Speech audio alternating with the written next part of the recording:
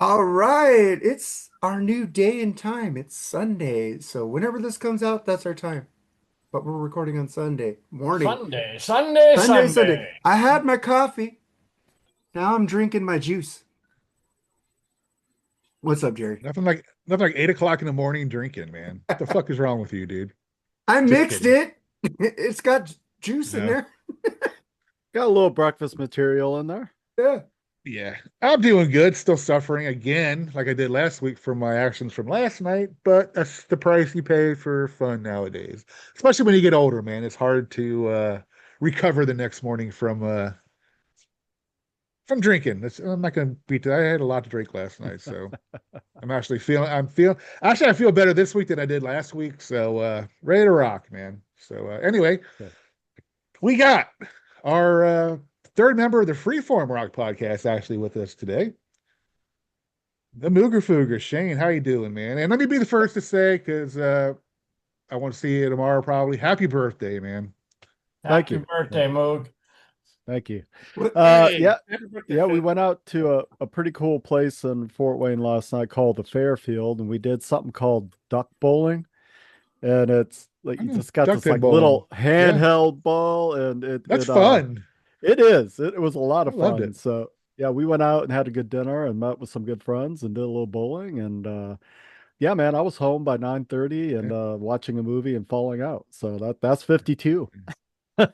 You get three rolls of frame if I remember right, right? Yes, you do. In duck pin bowling. Absolutely. Yeah. That was Yeah. fun. Yeah, I enjoyed it. So that's cool. Awesome. Yeah. And then we got So Tim Wirasnik. I'm getting better at that name, dude, ain't I? Yes, you Boom. are. Awesome.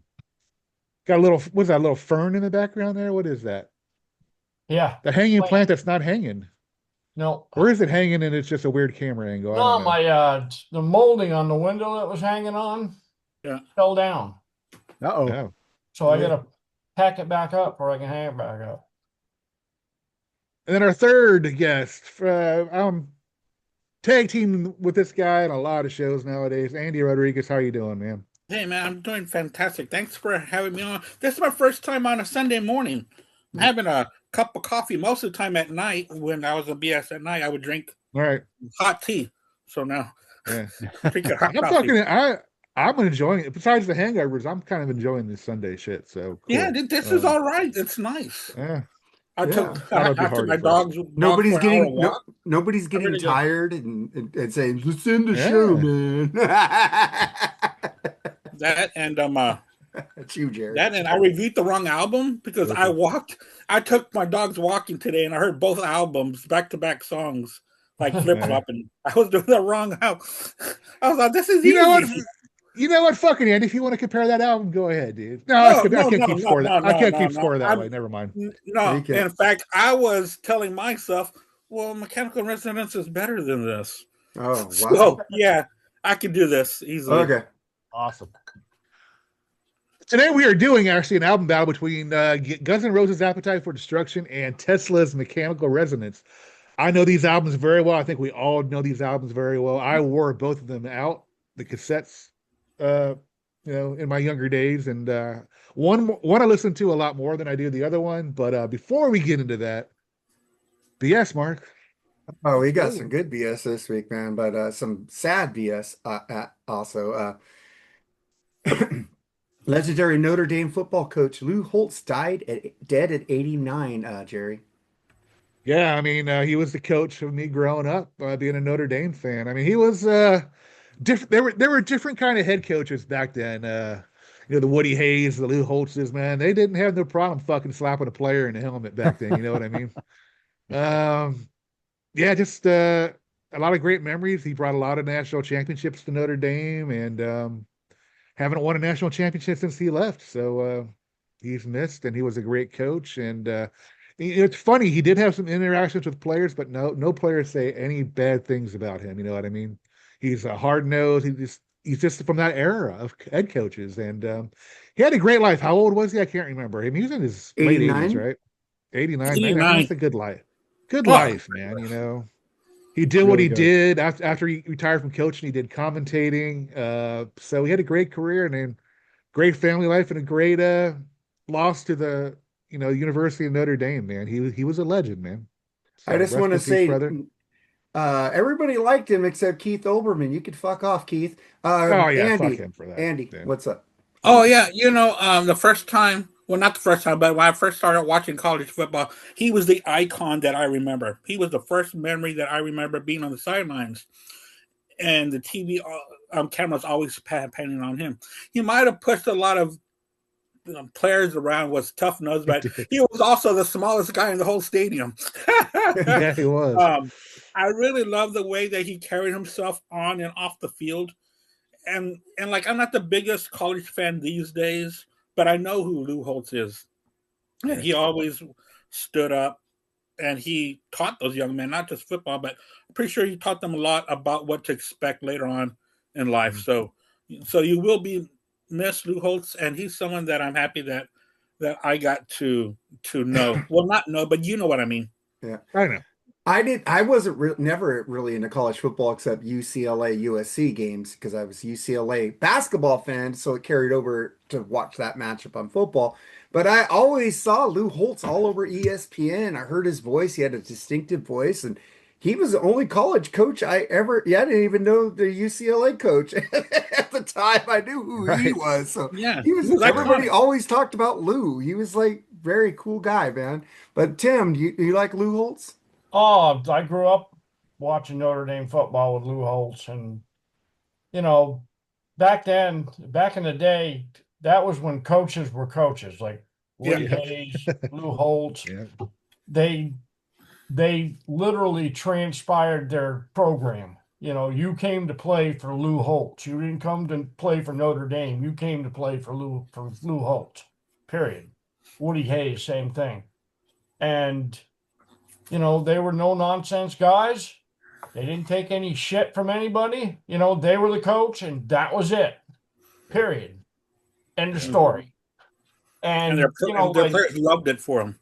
In an era nowadays with college football where you couldn't name the head coach of a team if your life depended on it,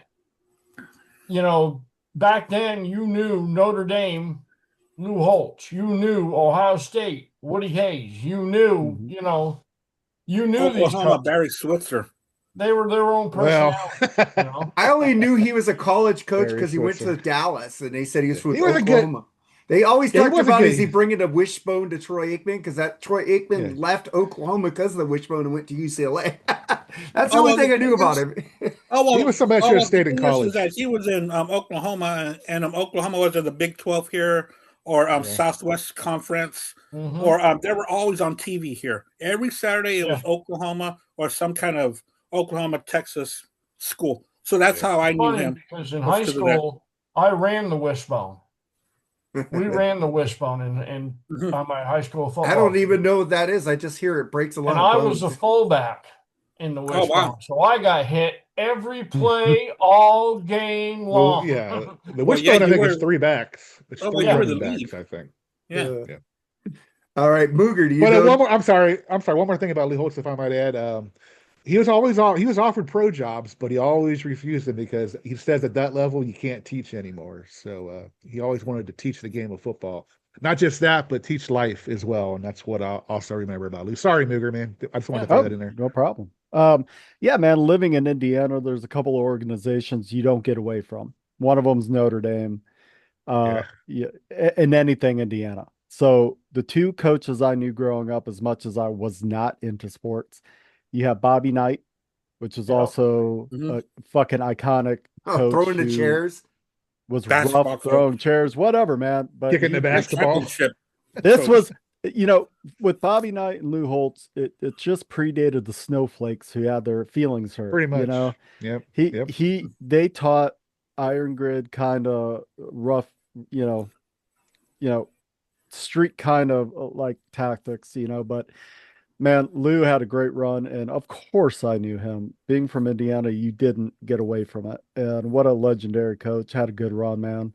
I think his record and his character will always speak for itself for sure, man.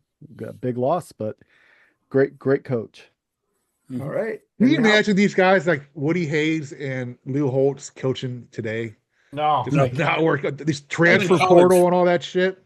No. these transfer portals and people wanting money. Oh man, it would be it would. I can't even. I mean, they were the perfect coaches for their era. Yeah. You know? Yeah.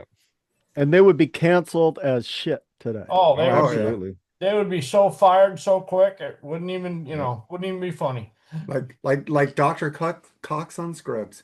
But I knew we get. Yeah, I just they wanted to canceled say him out, something. didn't they? He got canceled. Yeah. I just want to say something. When Tim, when you talk about sports, you talk about it right. You break it down in eras. Everyone always talks about the greatest here, but we do need to break things down in eras because the games do change within decades. Exactly. They just do. It's like everybody says, like Michael Jordan's the greatest basketball player to ever play in the NBA, and I'm like, no, He is. Bill Russell is, because Bill Russell has 11 championships, Well, and you two of got- them he was coach player. Right. You So, got That was to his era. you got to but it was a remember. different era. You So, got to remember when he played, there was not as many NBA teams to play against, and there wasn't as many big guys to play against, except for Wilt, and he killed Wilt. but that's not his problem. I know, but Yeah, I'm but just saying. that's his era. I know That's what he's we're the talking greatest of his era. I think Magic Johnson the greatest of his era. I think Jordan's the greatest of his era. You know, Yeah, and it's, LeBron's you the know. greatest of this era right now. But So when they say like Tom Brady's the GOAT, flop. it's like, no, because like Terry Bradshaw didn't have his plays wired into the microphone. No. Right. Didn't have, receivers that couldn't be touched after 5 yards. Yeah, you're right. well, either Absolutely. did Montana, and But Montana got the fuck knocked out of him. It's fun to talk about it though. Like what? Yeah, if? It Well, is. it's fun to That's talk that's about the it, but reason you why I got to talk about it. remember that you got to be era specific, or at least We should do in his 11 greatest time. quarterbacks. That'd be a great show right there. Yeah, that would be fun. But I think Magic and Jordan Only are one too correct close. answer. Huh? I think Magic and Jordan are in the same era. No, Jordan came out a lot later than Yeah, Magic. A Magic lot was a little later, or He was the earlier. late. He was Later a, he in was the a late. decade. He was the late 80s. His time was the 90s, dude. His championship era was the 90s. Yeah, Yeah, Jordan's and- first championship came against Magic's like one of the final couple years. I think against the 1990. Lakers. And Magic Magic came out was in old at 79, that time, in the basically. NBA in '79. Yeah. Yeah, so 79 to 89, I think that's his, and I think 89 to 2000 is Jordan's. Yeah, So I give him that. But Larry Bird is give him that. Larry Bird was with Magic, and Yeah. Magic kicked Larry's ass in college, and he beat Yeah, him but twice Bird in was the just as Celtics. good. Bird was Bird just was just as good. yeah. I just remember that I commercial strongly with disagree with that, but I whatever. remember that commercial with the McDonald's commercial with Bird Oh, yeah. and Jordan, and then Barkley keeps going, "Can I play?" No. 'Cause he remember never it They were was- won. calling. They were calling the shots. They were playing horse, calling Yeah, the shots like from through the the window, rafters. off the back off door. the yeah. That was I remember cool. that commercial because I remember seeing Bird in that commercial, and he had on white sneakers, and I was like, "That's different." Yeah. You seen them green canvas things he always wore. And they had to talk Jordan to go film it in Indiana because Bird didn't want to go anywhere else. So, Jordan didn't want to go there. But then we get to some movie thing. Stephen Hibbert, the actor behind Pulp Fiction's The Gimp, dead at 68? 66. No, 68. Was that Yeah. his only role ever? I think he was in other things, but I'd never seen his face as the Gimp. Neither did I. You guys ever watch Pulp Fiction? Love Yeah, that I don't movie. know who he played in Pulp Fiction. He I've played seen the it several Gimp times. with the chain on his neck with the Yeah. black mask. The Gimp was coming after. He was the one when that was they going were- to tear up Bruce Willis, Yeah. and then Bruce Yeah. Willis kicked his ass. Okay. They When bring Ving out the, Rhames was being violated. bring I should out the say Gimp. violated on Yeah, here, bring but, out the Gimp. Yeah. yeah. Zed's dead, baby. Zed's Zed's dead. dead. 66, that's way too young. 68. Or say even 68, that's way too Yeah. young. All right, man. Since me and Jerry, the only one knows the Gimp. So we'll move on, and then we wish a happy. I'm very familiar with the scene, but never to talk to him. I agree. not I to mean, talk about him about. I never knew his name. Hey, so- we gotta give him. I think everybody knows the scene. It's just who was the Yeah. guy. Yeah. We didn't see who he was. I mean, there's a lot of other people that we. It's a skip hard that we don't scene talk to about that we forget. should, but It's an unforgettable scene. Yeah, Yes, he you're played right. one of the most unforgettable scenes in that movie. It's like you gotta talk You about can't it. unsee it. You can't unsee Yeah. it. Ugh. All right, well, let's wish a very happy 63rd birthday to former Metallica bassist Jason Newsted. Happy birthday, Jason. Happy birthday. Birthday, dude. You got a raw deal, brother. Yeah, you sure did. Well, he didn't get a raw deal because he's on the Black Album. He gets that money. Well, yeah. I mean, yeah. But as far as the fandom, Even Robert Trujillo says, "Hey, I didn't get that Black Album money." I'm just saying, as far as legacy is concerned, he's got a raw deal. Yeah, it's not just about money. As far as still being in the band, he got a raw deal. Yeah, I mean, he could have done so much better with Metallica, but Metallica didn't allow him. Yeah, period. True. And they even said that James is all tore up about how they treated him when he left. So hey, just think, if they'd allowed Jason Newsted to be Jason Newsted, there might even be bass on for Justice for All. Oh yeah, definitely. Yeah. All right, and Alex Van Halen reveals that he will release 3 to 4 new albums from the Van Halen vault. What do you guys think about that? Well, it depends if are we going to get the Endless River like Pink Floyd did, or what? You know what I mean? So I don't know. I don't have to feel 3 or 4 albums. Damn, that's a lot. I don't know. I don't know what it's going to be. You know, it's going to be Sammy tracks, Dave tracks, or no tracks, or no singers. I mean, it's going to be new singers on. He's already getting new singers. So all I know is I remember Sammy was on a episode of Howard Stern, and he actually played a little acoustic thing that Eddie played that was never released. They played it on the show, and it was beautiful, man. I mean, I loved it. I can't remember what the name of it was, but it was an absolutely beautiful acoustic piece by Eddie. So I don't know. We'll see. That's all I can say. Just wait and see for me. I agree, man. I just want to, like Michael Anthony said, just make it instrumentals. We don't want to hear another. It's going to tarnish Van Halen's legacy, like having Paul Rogers or fucking some singer, Dorothy or whatever he's going to put on there. Pat Benatar. Van Halen's legacy has already been tarnished. I love Sammy. I'm a Sammy fan. So, but what do you guys think about that, Andy? Oh, I think it's a bad idea. Just let Van Halen rest. Van Halen is already an iconic, world-renowned band for the history of music. What more do you have to add? Nothing. It's done. They should just leave it alone. Yeah, every band has all these tapes and extra songs, and that they can make extra albums, but they don't for a reason. And you don't want to do that to Eddie. Put out music that he didn't want out there. Come on. No. I'm totally against it. I don't care who they get to sing. Kind of odd that you don't hear a peep out of Wolfgang. Yeah. Well, no, Wolf said he supports Alex. Whatever. Supports it, but he's not going out in interviews going, we got new Van Halen music coming out. Yeah, he's trying to be his own person, though. Right. It's not Wolf's story. It's not Wolf's story to tell. Yeah. So he's staying away. It's Alex's story to tell. Yep. And I'm with Andy. It's like, I think it was really cool when Alex released his book. He released that song of him and his brother. It was like really cool. It was kind of a Frankenstein together kind of thing, you know, that they were working on. And I'm with Mark. It's like, if you want to release like little things like that, like instrumental ideas that Eddie was working on, like that acoustic piece, or, you know, some stuff him and Alex were jamming on, I think that's fine. But to start putting out something and calling it Van Halen from the Vaults with superstar singers on it, I think that it's just tacky. It's tacky. I don't know what it's going to be. It might be very cool, but on paper, it doesn't sound like something I want to see. If it's not somebody singing in the band or on this that wasn't in the band at one point in time, then they have nothing to do with Van Halen. Why are they there?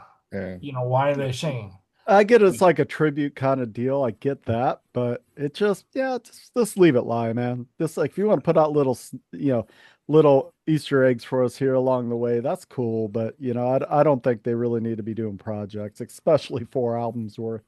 I'm sure there's way more than that, but you know, you got to remember that every member of Van Halen is now in their 70s. Except for Gary Sharon, who's in his 60s. So I mean, it's not like these guys are in their 20s and 30s here. We're, you know, if you haven't made enough money, that's on you. You know, that's not on. I mean, my God, how much do you have to sell for it to be enough? You know, I don't think this is money driven at all. I think it's something Alex wants to do, but maybe he's got people in his ear. I don't know. You know, But you maybe never like, know. I mean, Yeah. Well, could like I be about said, money. I don't know. well, like I said, it's like once you do something your whole life, it's hard to just stop. You know what I mean? So I True. get that he wants to keep working. I don't start a side. I don't think he's ever going to start a side project, but do something Well, like that's just that, it. man. That's just it. First of all, if you wanted to keep working, you shouldn't have sold all your drums. That would help. Oh, yeah. And He probably doesn't even play anymore. number two, you can start up a Van Halen tribute band and go tour if that's what you want to do. I mean, Yeah. Or what they look at can Ringo do, Starr. I mean, Ringo Starr. or what they can do is do what they did for Ozzy. Do like a benefit concert where everybody plays Van Halen songs. They were Yep. trying to And do the back, that, and it just didn't yeah, get together. I know that they were trying to do it, but they couldn't Because they're agree so on anything. dysfunctional, it's So not even dumb. funny. They're one of Yeah. the the most blueprint dysfunctional that bands of all time. the blueprint that they should have followed was what they did for Taylor Hawkins. You know, Yep. they had one in the UK, they had one in LA, they had a couple of different things where people just came up and celebrated. And Mhm. that's what I think they missed the boat on doing that. Oh yeah. They should have done that by now. It's But too this late band, now. I mean, right from the first album, even before then, they're so dysfunctional.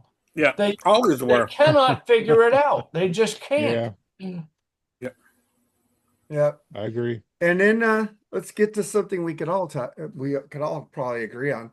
Billy Corgan says rock didn't just fade, it was pushed out of the mainstream culture. Speaking with Conrad Flynn on his Magnificent Others podcast, he recalled a late 90s shift where MTV suddenly decided rock was out, even though the genre was still huge. Corgan said he saw the gravity shift as rap took over and standards changed overnight. Today, he points to the irony. Rock sells massive tickets worldwide, yet barely appears in the mainstream media. For him, the industry purposely dialed down the ability of rock stars to have a voice. What do you think about that, guys? I agree. Well, I mean, we talked To a about this a point. million times. Absolutely. I mean, if rock and roll got, fucking half the fucking promotion that some of these other, genres get, we'd be seeing, these bands, selling millions of albums and shit. You know what I mean? But yeah, it's not the hot topic in America, unfortunately. Yeah. That's the way corporate music has always rolled. It's like, Pretty much. here's a new flavor of the month where we can really dial in and get some revenue. We're pushing this. Rock, shut up. And by the way, you're starting to make too much sense to this younger generation, which is going to get ideas in their heads. So we got to shut you up. We got to bring in the senseless pop shit that doesn't do anything. It doesn't tell you anything. And now we've got shit like TikTok and Insta and all this shit where you Yeah. get your 30-minute fix and you're moved on. I mean, I think that was done on Crazy. purpose, though. It was I because really do. I think it was done on purpose because they always want to regenerate the newest thing. They want to be on the cutting edge of, so they create the new thing, and then they saturate you with marketing, and all of a sudden it's, hey, I like this stuff. And it's like, no. It's just that you see it so much that, he also said that pop stars are easier to control than rock stars because pop stars basically don't write their own music, don't write their own songs. Rock stars, they got to divide it up between the band members, the money. With pop star, you can say, hey, we're going to give you this percentage, or we're going to take this, your publishing, we're going to do this and this and this. When rock stars say, hey, I want to keep my publishing, I want to keep this stuff. And the record company goes, well, we could get this shit out quicker and make more money and just be the new flavor of the month, Mm-hmm. I mean, it really comes down to like if you were going to get a holistic, like grassroots organic food, or you're going to get something processed through the machine. It's the same fucking thing. You can take a pop star, you throw them into the machine, they spit them out identically down, and it's cheap. And the machine keeps all the money, the product keeps very little, and they can just continue to produce ear candy bullshit at a fraction of the cost to the quote unquote artists, and the machine's keeping all the money. When they can do that, that's great. I mean, music nowadays is throwaway anyway. I mean, you hear a song and it's like, oh, I like it while it's playing. Then you completely forget about it until the next time you hear it. Yeah. You know, I where mean, it's like a rock song that you hear that you like, at least I do. It becomes an earworm, and you know, I'm singing it in my head all day long. You know, But you also saw it with grunge. Like Eddie Trunk has even said, and I saw it happen too. Like overnight, it was like we're playing Alice in Yep. Chains, we're playing Soundgarden, we're playing Pearl Jam, we're playing all of this, and we're no longer playing Poison Warrant, Mr. Big, anything like that on the radio overnight because they saw a moneymaker. Once that moneymaker started making sense and maybe taking too much, fuck this shit. The next move is going to yeah, be pop. exactly. Boy That's what I bands. said. Boy They did bands. it themselves. I mean, well, Mark, I'm you sorry, know, Tim, but oh, boy bands have been around since the Jackson Five, so they're not new, Mark. Beatles. They've But the always Jackson been. 5 wrote their own stuff, basically. They did a I lot don't of know their about own No, music. Side. I don't know about that. no, that was all Dude, the Mark. monkeys were created Exactly. for TV. Exactly. Well, Billy I mean, Corgan did bring up the Monkees, that the Monkees is what is happening today. He right. says they were the front runner of what music has become today. Yeah. Don't But the forget monkey, Menudo. but you got to one thing. The Monkees rebelled against that and started writing their own stuff. So you got to give them some credit there. Oh yeah, well, by the third album, it was all them. Yeah. Yeah. So it's like Jenny Lane said. You know, when he'd go in to see the president of whatever record company he was on. CBS. You know, and they had cherry pie in a big banner in front of his desk or behind his desk. And he went in for the next album and they had Dirt, Alice in Chains. Yeah. All right. I man. just wanted Yeah, to but add I mean, unless you're Taylor Swift, all these people have, I think she's got pretty much control of her stuff. But She even had to Beyonce, I fight. She think, had to fight for it though. yeah, Yeah. I mean, well, she got it, but I don't even think Beyonce. I think her husband controls her. Yeah, it does. So Yeah, I mean, you can make an album on a computer in 30 minutes. You know what I mean? Nowadays, it's like so.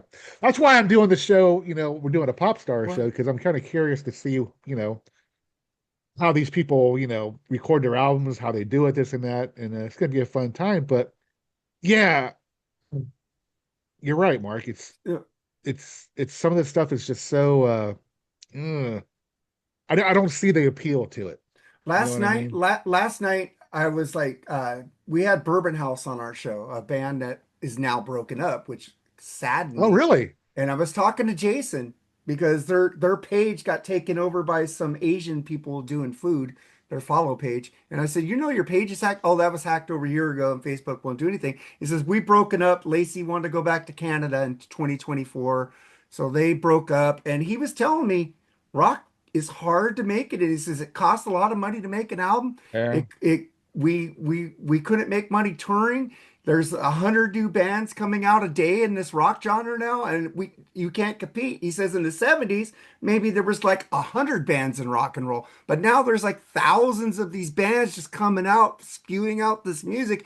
It's hard to compete in the genre anymore. And I was going, fuck, that sucks. And this guy was in it, and he's telling me this stuff, and I go, fuck, I need to get him on the show to talk about Well, this. I mean, some of these bands, like from other countries can't even afford to come over here nowadays. Yep. It's like it's fucked up, man. It really is. I mean, I think in every other country, rock is still huge, except for us, of course. But, Well, like a band like Wasp, they've made their home now in Europe. yeah, Yeah. They're a European band now. Yeah. Well, promoters are bringing Wasp back.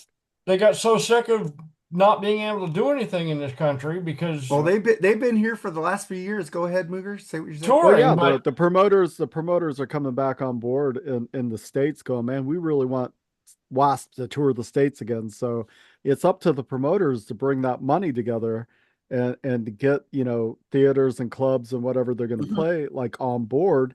And over the last couple of years, like Mark was saying, they have come back to the States pretty hardcore.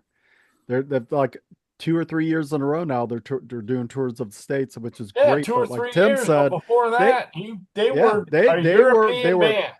They were Norway, they were Germany, they were, anywhere I but know, the US. I know, like Doug Blair, the guitarist for Wasp, he lives in Switzerland. Like he is a full-time resident of Switzerland now. Blackie has a house in Europe now. Chris Holmes moved Lives to in France. Yeah. Yeah. All right, so let's move on from this. I just wanted to say ahead. just a couple of things before we go, because I didn't get to talk on the subject. Oh, I'm sorry. Oh no, it's okay. It's just like in the late '90s, if y'all remember, MTV really had a big shift to that show TLC, Yeah. and they that's what did it. really did run it down our throats. That was Yeah. the beginning of the end in the late '90s. And another thing about pop music, when it comes to pop music, these record companies have in-house producers, in-house songwriters, in-house everything, where they control the beginning and the end product. You can't do that with rock and roll. No, Rock you and can't roll. control it. It was TRL, Andy. TLC was a band. Huh? TLC was a band. Thank you. With Carson Okay. Daly. I liked TLC. They're a good band. Oh yeah, T- yeah, me too. Oh yeah. I liked TLC as well, and I was trying to make a point, and then I got the name wrong. But yeah, there was a big switch, and it always has to do with the media. It's like grunge was the big thing, just like Mooger was saying. Then out of nowhere, in '95, it was dead. But I still think, and it's happened in the history, and I remember it.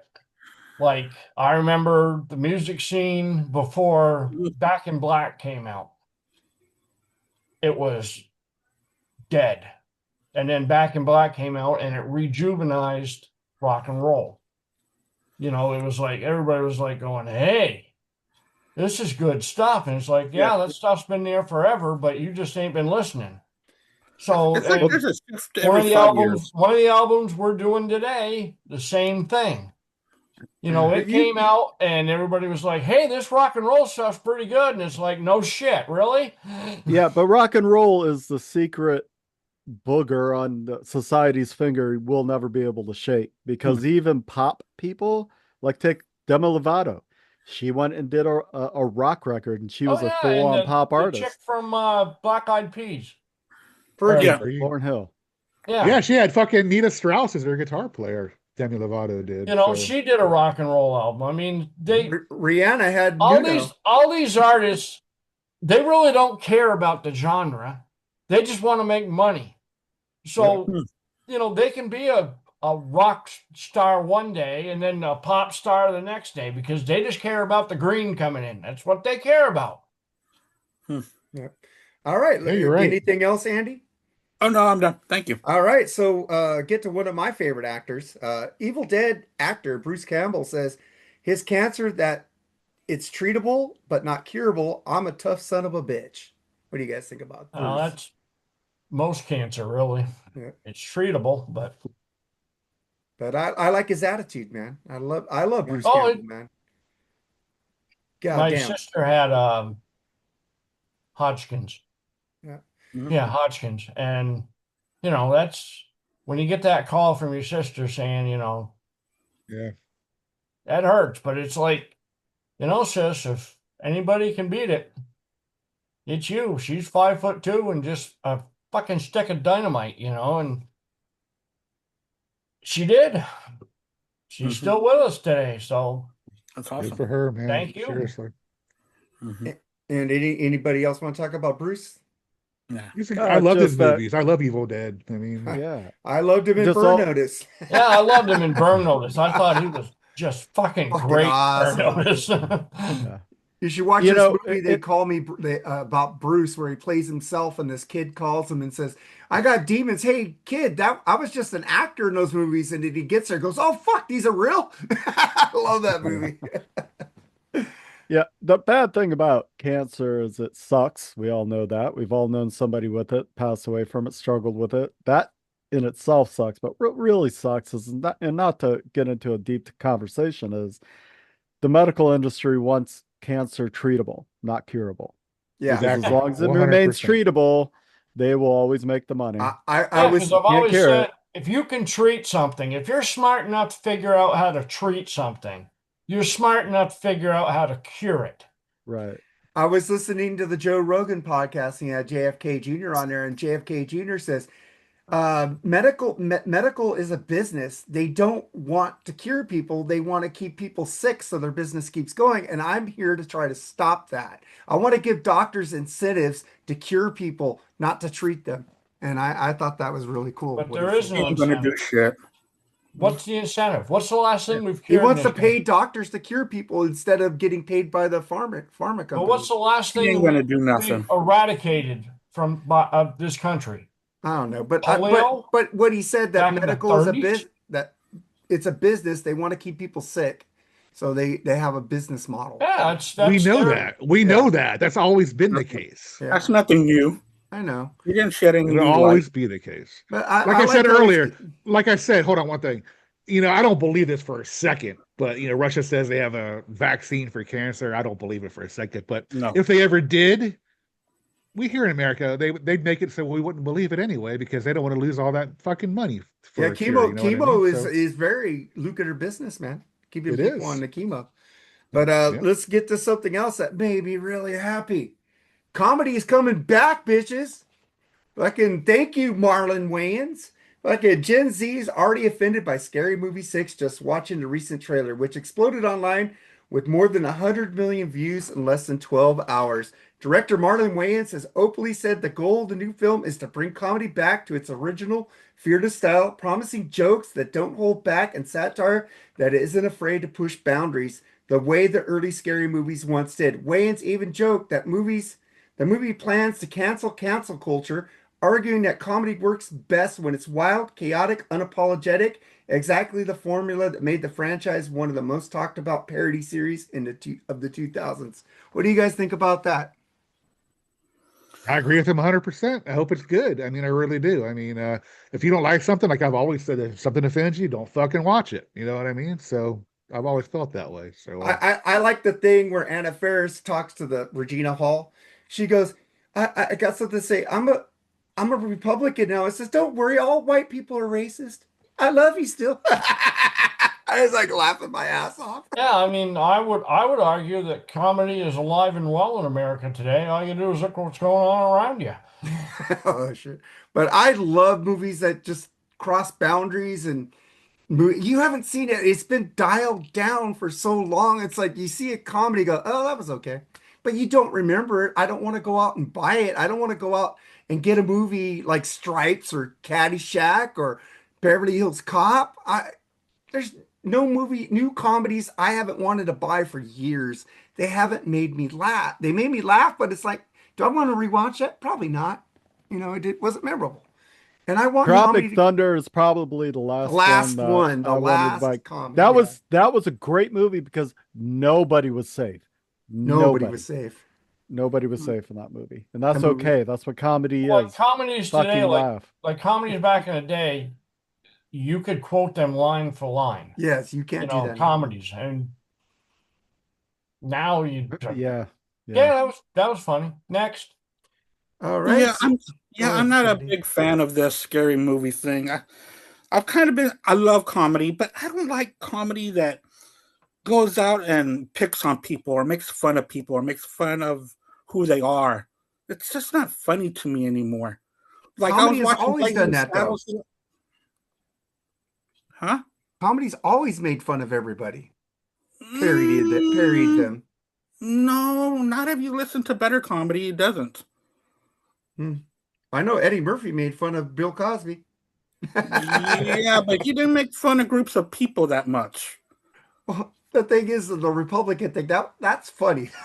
But she goes, because that's what's happening. Everybody thinks Republicans are racist, and they're making a joke about it. I like that. Bring it out to the open,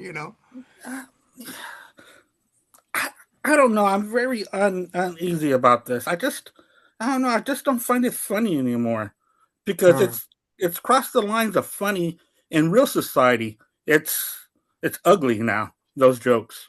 Because if you don't know, online, there's rampant hatred everywhere. Oh, I know that. And I always say I hate people going off on people because they have different opinions. Just be friends. I'm tired of it too, Andy. But the movie, I don't think the movie's doing that. I think they're just going off what society's like. They've always done. Comedy's always done a caricature of what society is at the moment, and that's what scary movie is going to be doing. Right of society, but I think they're going to go. They're making fun of the stupid people. I mean, we talk about different eras. We're from a different era. You know Yeah. what I mean? So Yeah. things change, man.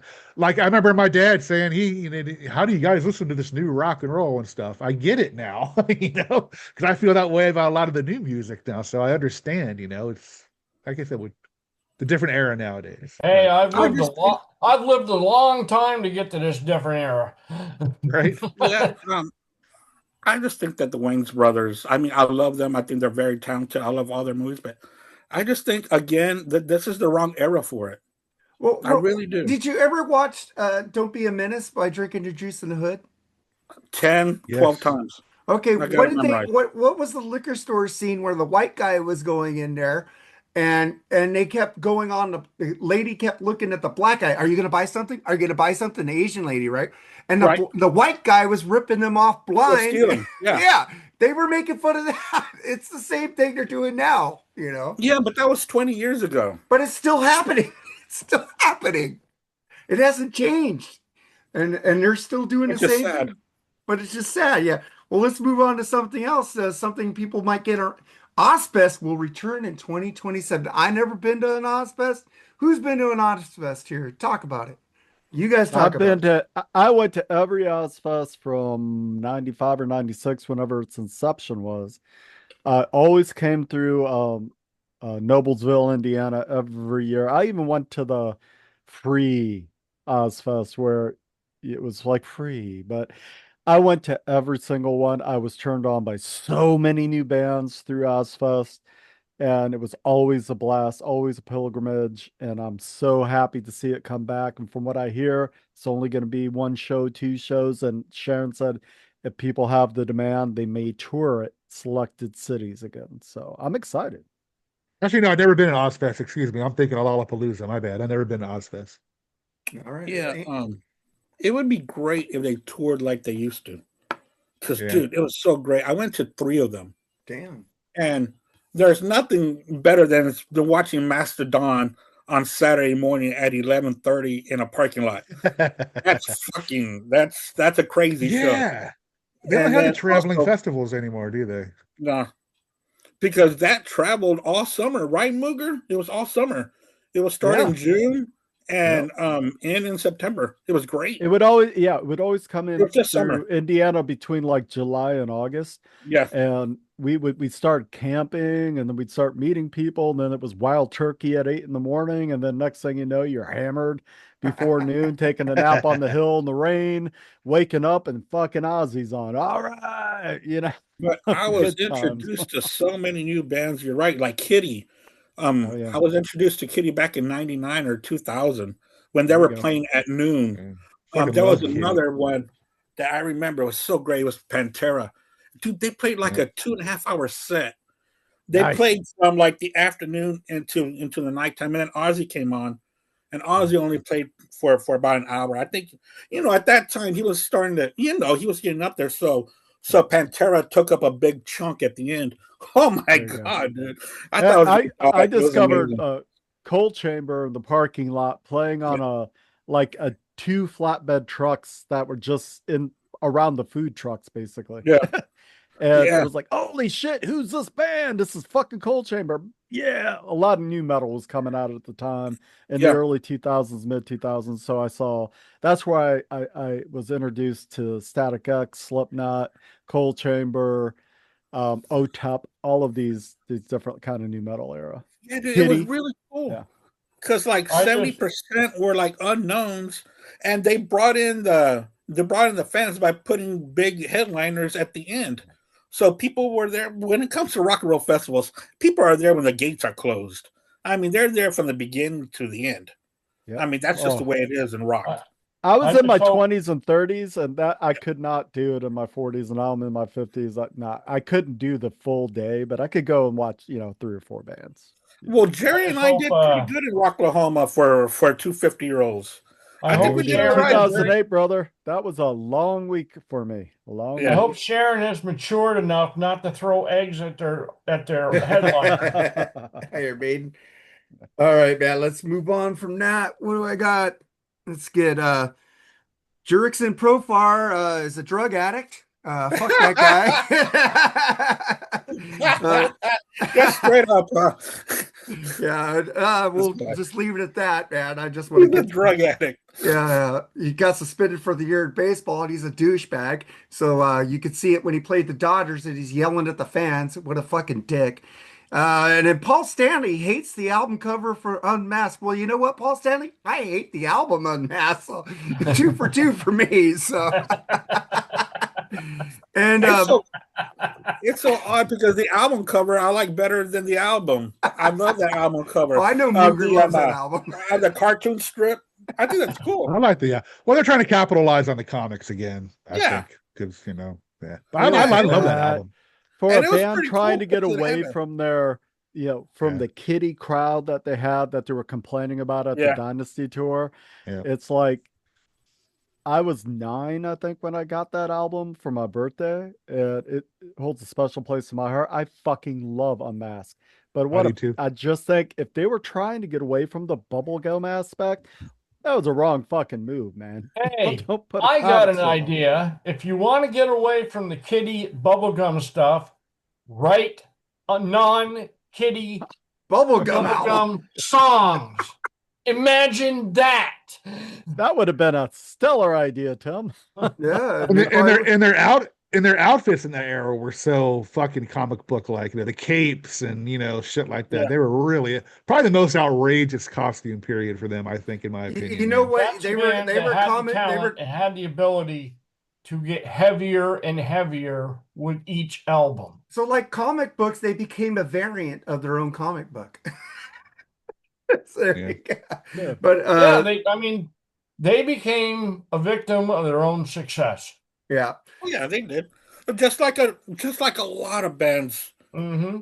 And we're going to talk about one of them today, I think. Yeah. Because they never, and a lot of bands are like this.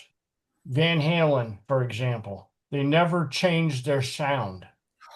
They always sounded like Because when Van Halen changed their sound, people complained. Yeah. well, that's what I mean. But they never, because they went for the commercialism. They went for the money. They didn't, well, we want to take this in this direction.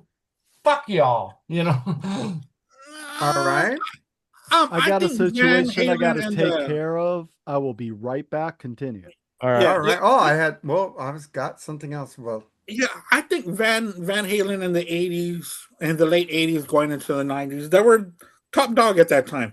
And I think they played the game very well. yeah. And then March 3rd, 1980. They That's did for a while, but then when Diver Down came out, and it half the album's covers, it was don't get me wrong, Diver Down, their originals on that album were fucking amazing. But too many Crap. covers that were crap. But it's I'm not here to see a cover band, Yeah. Check out our An review on EP. the Freeform Rock podcast with Andy Rodriguez. An EP of original material would have been perfect. And that would have been such an iconic Oh yeah, if movie. it was just the original stuff that came out, that would have been People would still devastating. be talking about that EP today. It would be so sought after. Mhm. It would And have even if you put on which I think is the greatest Van Halen cover they ever did, where have all the good times gone? Mm-hmm. Even if you put that on it too, but when you're starting to water it down with Dancing in the Streets and Pretty Woman and just what the fuck? Yeah. All right, man. But then we get I to agree with you. March 3rd, 1980. That's Incredible premiered on ABC. Fran Tarkin and Kathy Lee Gifford. Who else was on that show? I can't remember. They had the Peter, the Billingsley kid later. Remember? Had him Did on they? there. I remember Yeah, that they show. did. I used to love that show actually. Oh, I don't I remember love any of it, but I remember loving it. It was who was the Fran Tarkin and Kathy Lee Gifford, and it was the other guy. Kathy Lee Crosby, excuse me. It's Kathy Lee Crosby. Who was the other Yeah, guy? Crosby. I can't remember. I can't remember who I it gotta was. look it up. Right Who now. was that guy? It was wasn't he also on Good Morning America Who was that's incredible host in the early 80s? I forgot his Oh. name. Ahmad Kathy Rashad? Lee Gifford, Ahmad Kathy Rashad. Lee Oh, Crosby, everything. You're right. John Davidson. John Davidson, yeah. John Davidson. He was on Oh. Hollywood Squares. He hosted The Hollywood hair. Squares for a while. Mr. Hair. God, he looks old now. Okay. Yeah, he was on Hollywood Squares. You know he's a musician now? No, that's the other guy. That's John John Davidson Tesh. from Hollywood Squares. He's a John musician Tesh. now. I thought John Tesh from Wasn't that's- Ahmad No, Rashad on he's there a too? musician too, but I don't know if John I'm Davidson, yeah, he's a traveling play at the local Holiday Inn musician now. Or he Really? was back 10 years ago, last time I saw him. I thought Ahmad Rashad was on a different show, but He was kind on of an like- He's on NBA. He was on an something. NBA show. Remember? He was like, Oh, he's been on everything, so I Yeah. figured, why not? Yeah, was he on 'cause Inside the NFL for a while? No, he wasn't on Inside No. the NFL. oh, No. that's- no, everything he did was What was Ahmad NBC Rashad on? related. Wide World of Sport? Ahmad No, he Rashad. wasn't on that either. I used to love Wide World of Sports. That show was awesome. And oh, by the Oh, way, yeah. he's a pretty good Ahmad receiver in the Rashad, what did NFL he do? too. Yeah, he was. Very good. What team did he play on? I forgot. Vikings. Yeah. Vikings. That's right. Yeah, he was a And Viking from Sammy 72 White to on the other 82. end. On He the other did side. he did NBA inside stuff for 16 seasons.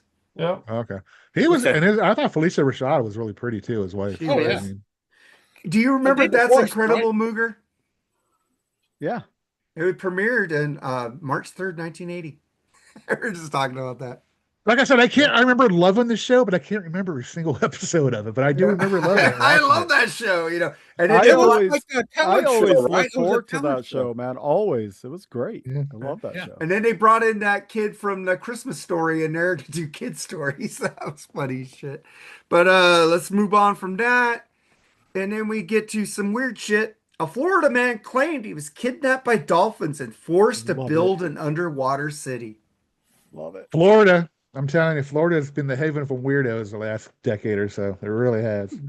But you know what's good? You know what I thought when I read this story? I was like, this is batshit crazy. But what if it's real? And what if we're like in a movie and this guy's like, you're fucking off the chain, man. And but he's We're like, all a no, bunch of- but it's real. You don't believe me? Talk to Gerald, man. Just talk to Gerald.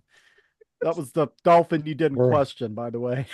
Yeah. We're all a bunch of Trumans, man, right? Yeah. There's a show on Netflix called Only in Florida that reenacts weird shit.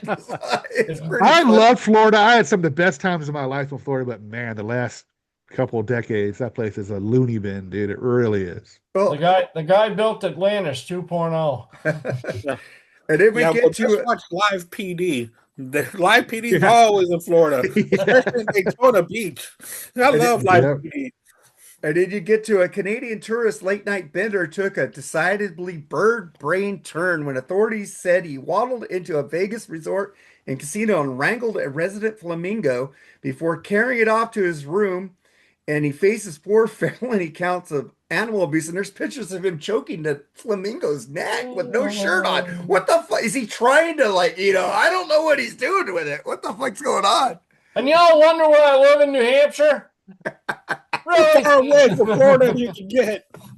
This is Canadian. This guy's a Canadian. I guess alcohol makes you do some weird shit. I don't think Yeah, I'd it ever does. grab and choke a flamingo. I don't think I'd ever choke a flamingo. Look, Trust I me. know where my hamburger comes from. I do, but some of the things I see some of these people do to animals is Yeah, I it's don't atrocious, fucking man. It know. really is. Well, we'll get to our last story of the night. Ricky Rocket of Poison says, Ah, jeez. wait. I got another one. Dave Mustaine Thank claims Metallica held him back during Ah. his early career. Of I don't know. course. I don't know which is worse when you hear the name Ricky Rocket or Dave Mustaine.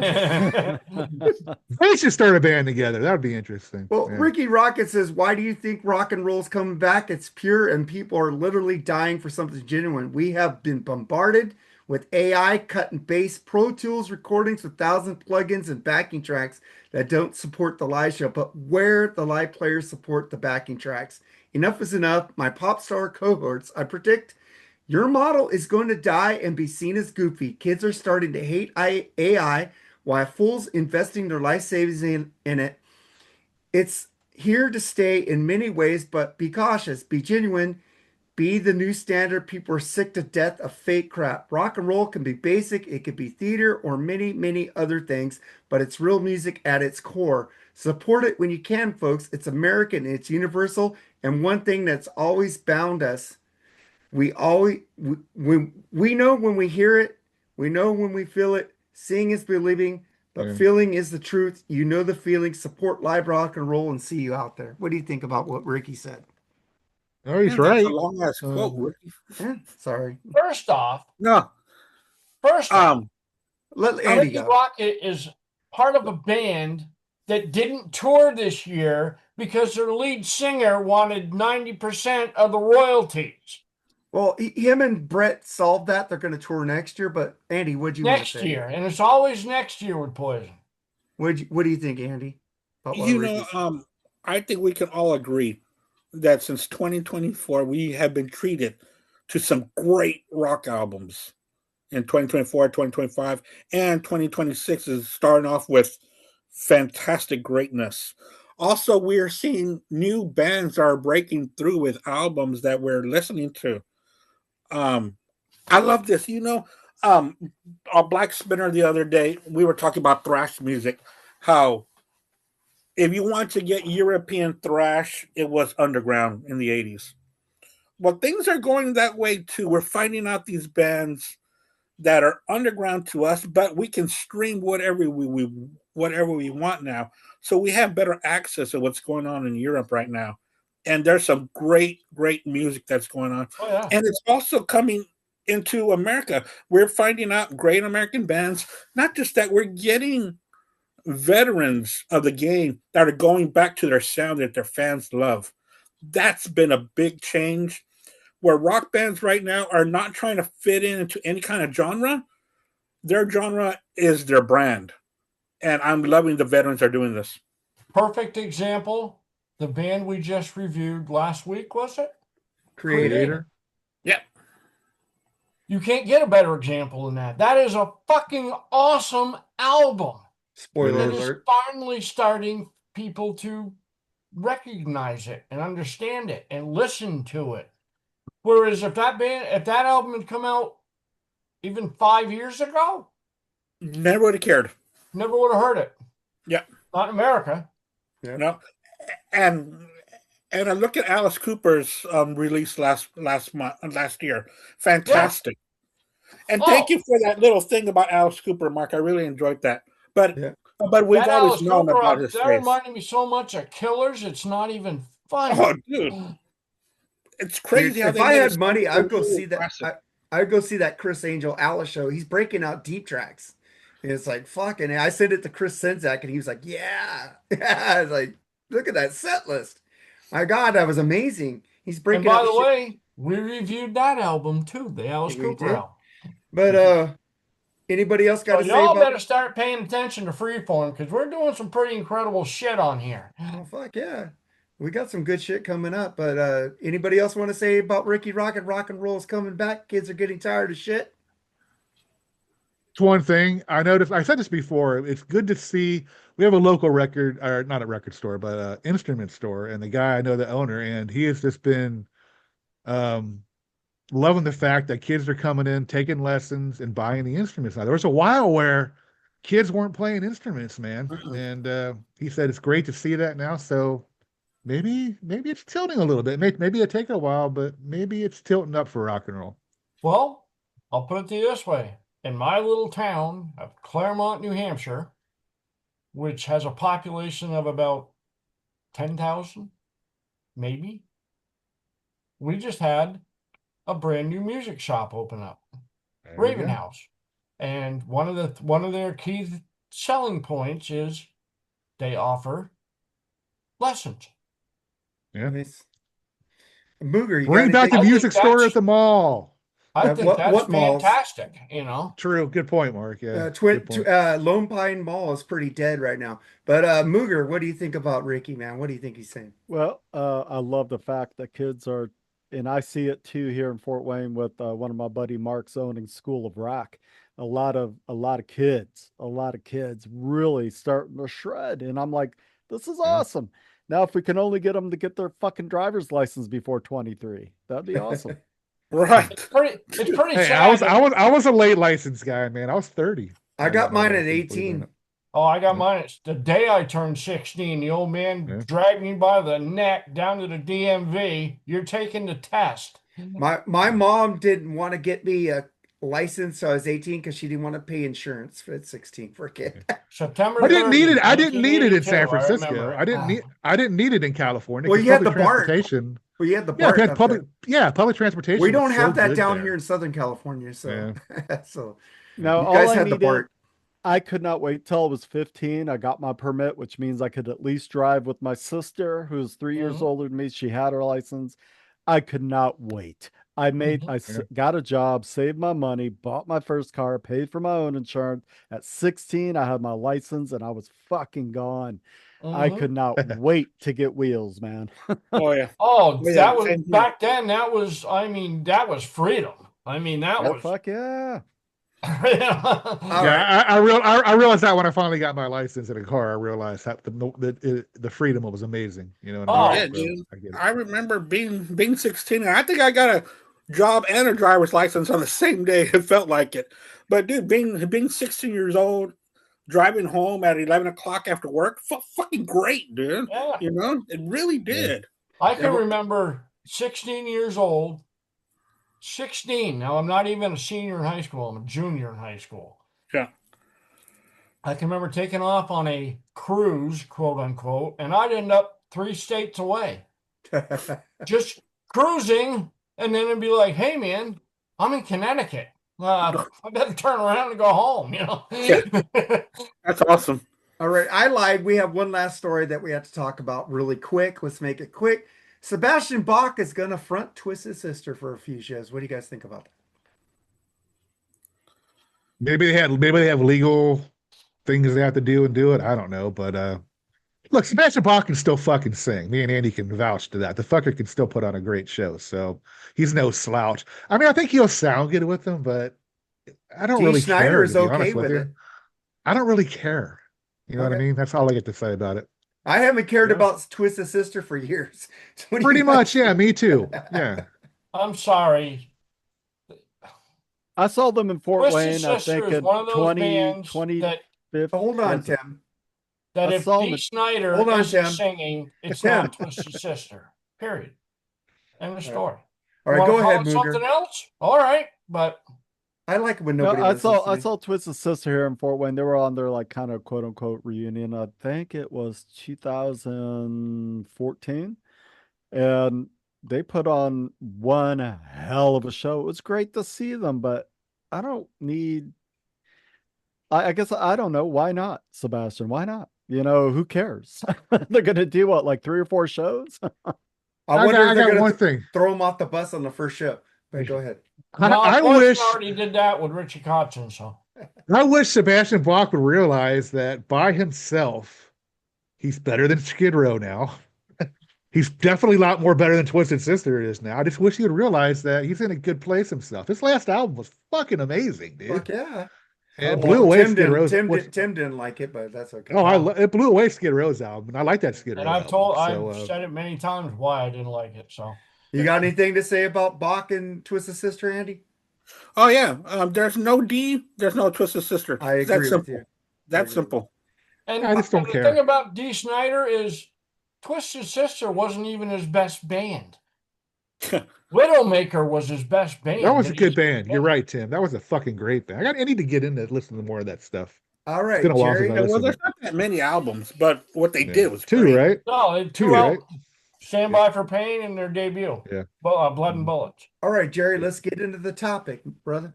All right, we're going to be doing an album battle with 2 debuts. Well, yeah, they are technically debuts. Guns N' Roses' Appetite for Destruction and Tesla's Mechanical Resonance. I mean, one was a very successful album, but one was a fucking game changer. Let's get started with the. We're gonna do. We'll start out with the Birthday Boy. The first track battle. Excuse me. Welcome to the Jungle and Easy Come, Easy Go. That is this is a brutal album battle, by the way, for me, because both of these albums hold very special places in my heart due to timeline in my life. And Easy Come, Easy Go, man. It is so damn good. It's such a good song. Welcome to the Jungle, fucking iconic, man. Sports games. TV shows, movies. I mean, come on, man. There's nothing this song didn't touch. And if you know, between these two, am I to give who wins it out of these two? Am I on my Yeah. end? Okay. Welcome to the Jungle takes this only because of its icon status. Like, you don't hear "Easy Come, Easy Go" at most sports games. You might, Anywhere. but you don't. It'd be actually kind of cool for somebody who just lost. But "Welcome to the Jungle" is everywhere. It's fucking generational. It's iconic. It's in the DNA of pop culture. I have to go "Welcome to the Jungle" only for that point. They're both phenomenal songs, in my opinion, man. All right, Tim, what do you got? See, I'm the opposite of Moog because "Easy Come, Easy Go" is a fantastic fucking track. And what a way to start an album. I mean, Jesus. Yep. But "Welcome to the Jungle," as Moog said, it's iconic. The only problem I see with "Welcome to the Jungle" now is oversaturation.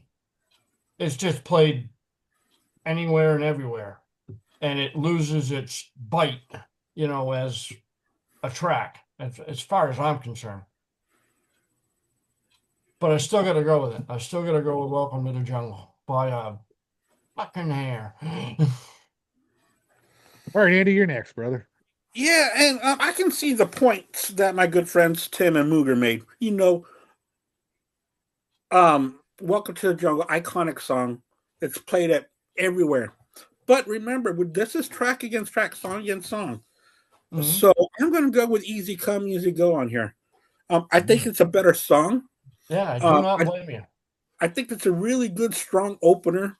It's kind of already extended the song quite a bit, extended solos.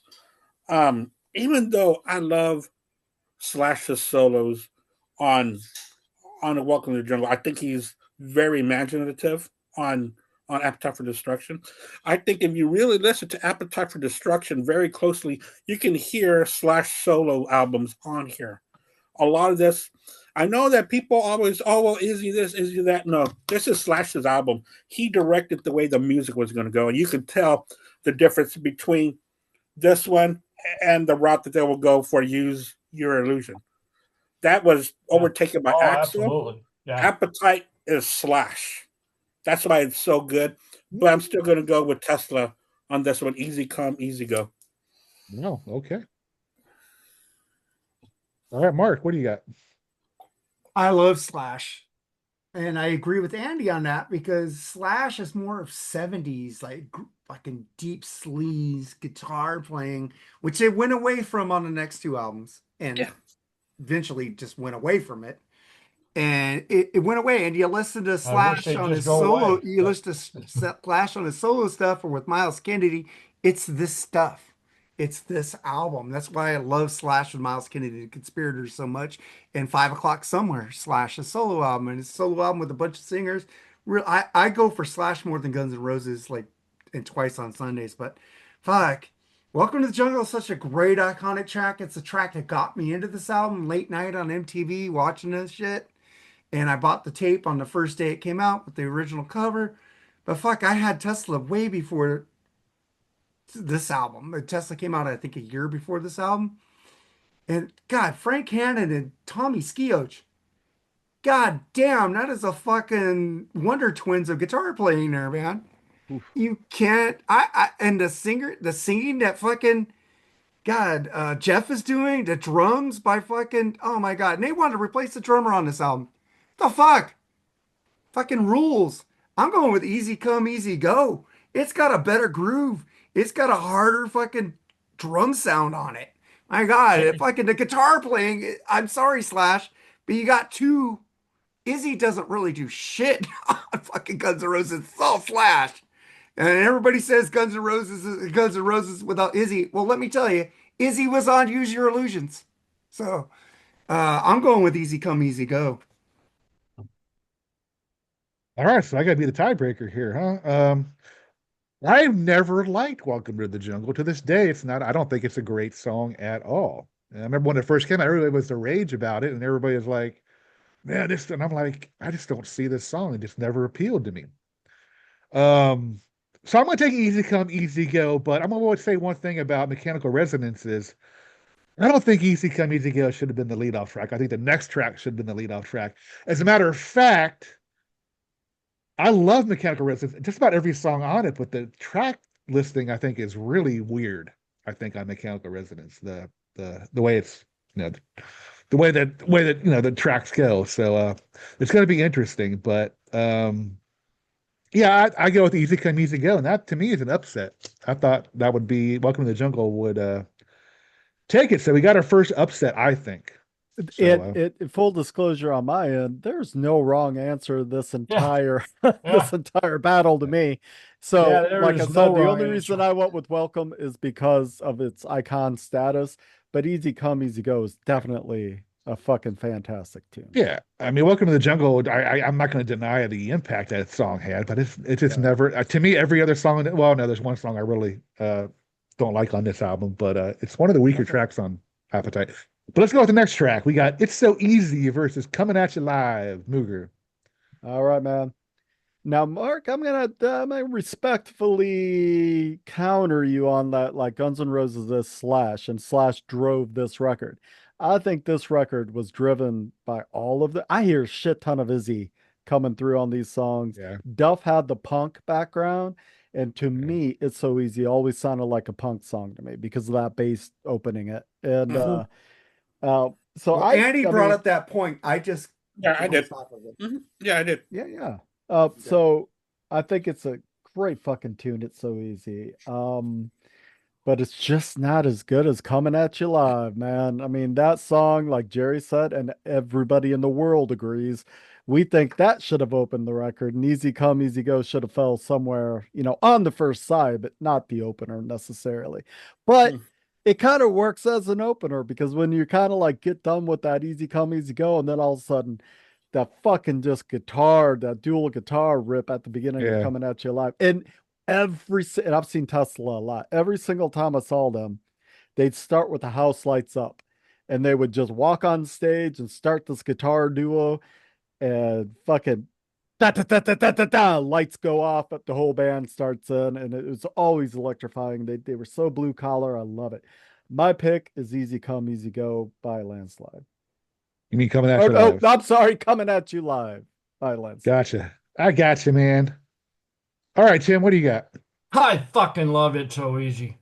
I just think it's a great song. And this is, as far as I'm concerned, this is the start of the meat of this album.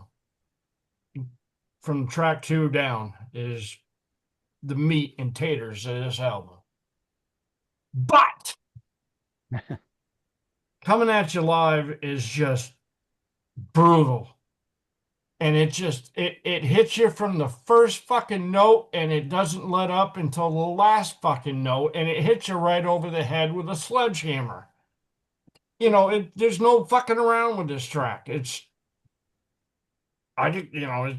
Coming At You Live by a mile. As much as I love It So Easy, that's and you're absolutely right. It should have started off the album because we're coming at you live, man, whether you like it or not. It's a brutal track, an absolute brutal track. One of Tesla's best. All right, Andy. Oh, this one was an easy one for me. It's So Easy, bar none. I think this song, like Tim was saying, starts the album out. Meat and taters. Yeah. The heart of the album. And like Mooger was saying about Duff, just that bass line, boom, boom, boom, boom, and then the drums come in, and then dun dun. The lyrics are just fantastic. Street life out there, it was great. And again, this was driven by Slash's riffs. His guitar tone on here, and I think Guns N' Roses would have been a bigger success if possible. A bigger success if they would have let Slash be the music director. Because look what he's doing now with his solo projects. and with Miles Kennedy. I mean, he's still great. What he's putting out now is better than what GunsNRoses are doing now That's true. by a whole The general fucking state, by a whole shitload. I don't know why Slash is wasting his time. Well, I know why, because of the green. Cha-ching! Yeah, he's got to pay that divorce off. That gives him the means to do his solo projects that we think that are so great. He's got the means to do what he's doing. But it's so easy. It's such a great song. It was one of those first songs that I heard a curse word on it. I was like, oh my God, he's cursing. You know, turn around, bitch! I got a use for you. Besides, you got nothing better to do, and I'm bored. I mean, just the lyrics and the attitude and the singing. This was the whole package, dude. It's so easy. Well, this was quintessential GNR. I mean, there's no doubt about it. And they got, after this album, they got so watered down it's not even funny, but. Because Axl got a big head and he thought it was all about him, and it fucked everything up. Absolutely. Up. Ego. Yeah. You know, he was the front man, and rightfully so, but he could have gone on it about it just the right way. What Axl forgot was they're a band. A band. And all that shit making people wait for 2 or 3 hours, dude, that's not rock and roll, dude. That ain't rock and roll at all. And then almost destroying the place with Metallica. Yeah. You know, you almost burn it down because it wouldn't come out. You know? I saw them. That package, Soundgarden, GunsNRoses, and Metallica. Dude. Oh, that would have been a great show if everybody had their head in there, and Yeah, instead, GunsNRoses turned it into a shit show. Yeah, they did. I saw them twice. They opened up for the fucking Rolling Stones on the Steel Wheels tour. They were horrible. And then Living Color called them out. Vernon Reid said, "You guys aren't professional on stage." I was at that show. And then I saw them in LA with the Metallica GunsNRoses tour. They closed it. We fucking jammed Metallica, and they come out. They're all over the place. They sound like shit. Me and my friend go, "Let's go home and take some bong rips. This sucks." And we walked out. So, Metallica should have closed that show. Yes. It would have been a whole different feel. Would have been better. But then we had to sit to go. I'll never blame GunsNRoses for that. I'll just always blame Axl Rose for that. Yeah. Oh yeah, Axl. Oh, it wasn't the band. And then Axl Rose is going around like, I won't go on stage unless you sign your rights away to the band. Yeah. What the fuck is that? All right, Mark, go ahead, man. What's your pick? Oh God, I love It So Easy. That bass line is fucking great. But fuck, dude, this is the first time I heard a guitar coming out of one side of my stereo, and then the other guy takes over on the other side of the stereo. And then when they do the solo, they're both going back and forth. It's like, it's blowing my fucking mind the way this album was engineered. This song fucking rules, Coming at You Live by a landslide, man. And I love It So Easy, but the guitar, this is going to go by guitar work by Frank Hannon and fucking Tommy Skeoch on this whole album. Is just something I never heard at that time. There was dual lead guitar players before them, but I never heard them go back and forth, like pointing at you take over, left, right. I was like, God damn, my mind is blowing up. Coming at You Live by a mile. All right. It's So Easy. I mean, Andy talks about that one being a Slash song, but that's fucking pure Izzy, dude. There's riffage in there, dude. That's a pure Izzy written tune. I think that song was actually written before even Slash was in the band, if I recall right. I could be wrong. I could be mistaken. I can be corrected, so thank you. I didn't know. No. I mean, definitely Slash is all over that album. Don't get me wrong with his playing. But that's why I always called it It's So Izzy, actually. But It's So Easy. That's funny. I fucking love It's So Easy. That is one of the baddest songs ever written. I love Coming at You Live. And as Mark said, he put that song on your headphones. It's fucking brutal as hell.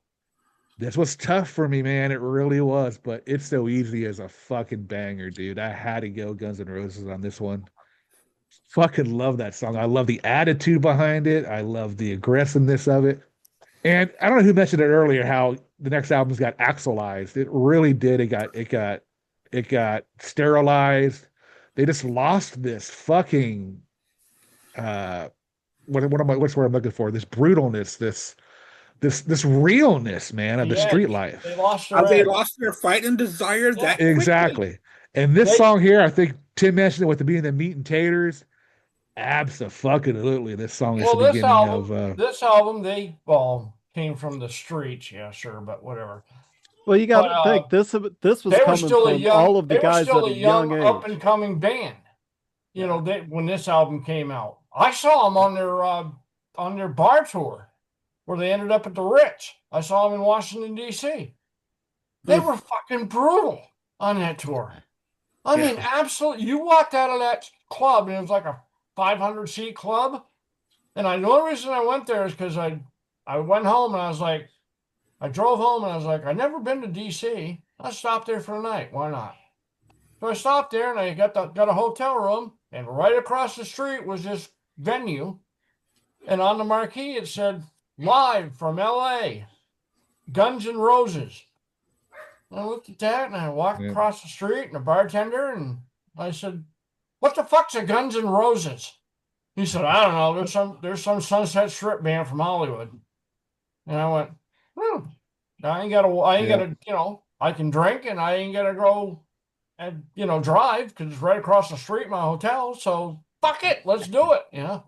I am so glad I made that decision. Oh my God, were they brutal? But until this album hit, then they started getting the mansions, and they started getting the Ferraris, and they started getting the porn star girlfriends, and they started, money. They started to get the good drugs. As Mick said to Rocky in the Rocky movies, man, the worst thing that can happen to a fighter is he gets civilized. That's what happened to Guns N' Roses. They got civilized. Every band I've ever managed, one of the first things I tell them is the worst thing that can happen to you as a band, success. The worst thing that can happen to you. Yeah. But yeah, Tesla's up 2-0. This is interesting so far. It's a big surprise. Move on to the third track. We got Night Train against Getting Better, Mooger. Oh my God.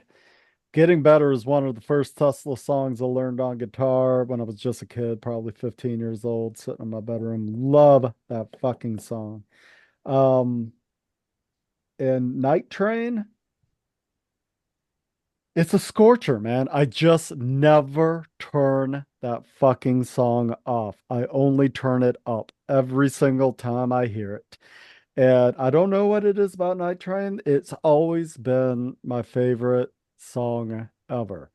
As much as I love Getting Better, and I fucking love that song. And it's a beautiful classic. I'm going with Night Train because it's just, talk about meat and potatoes, man.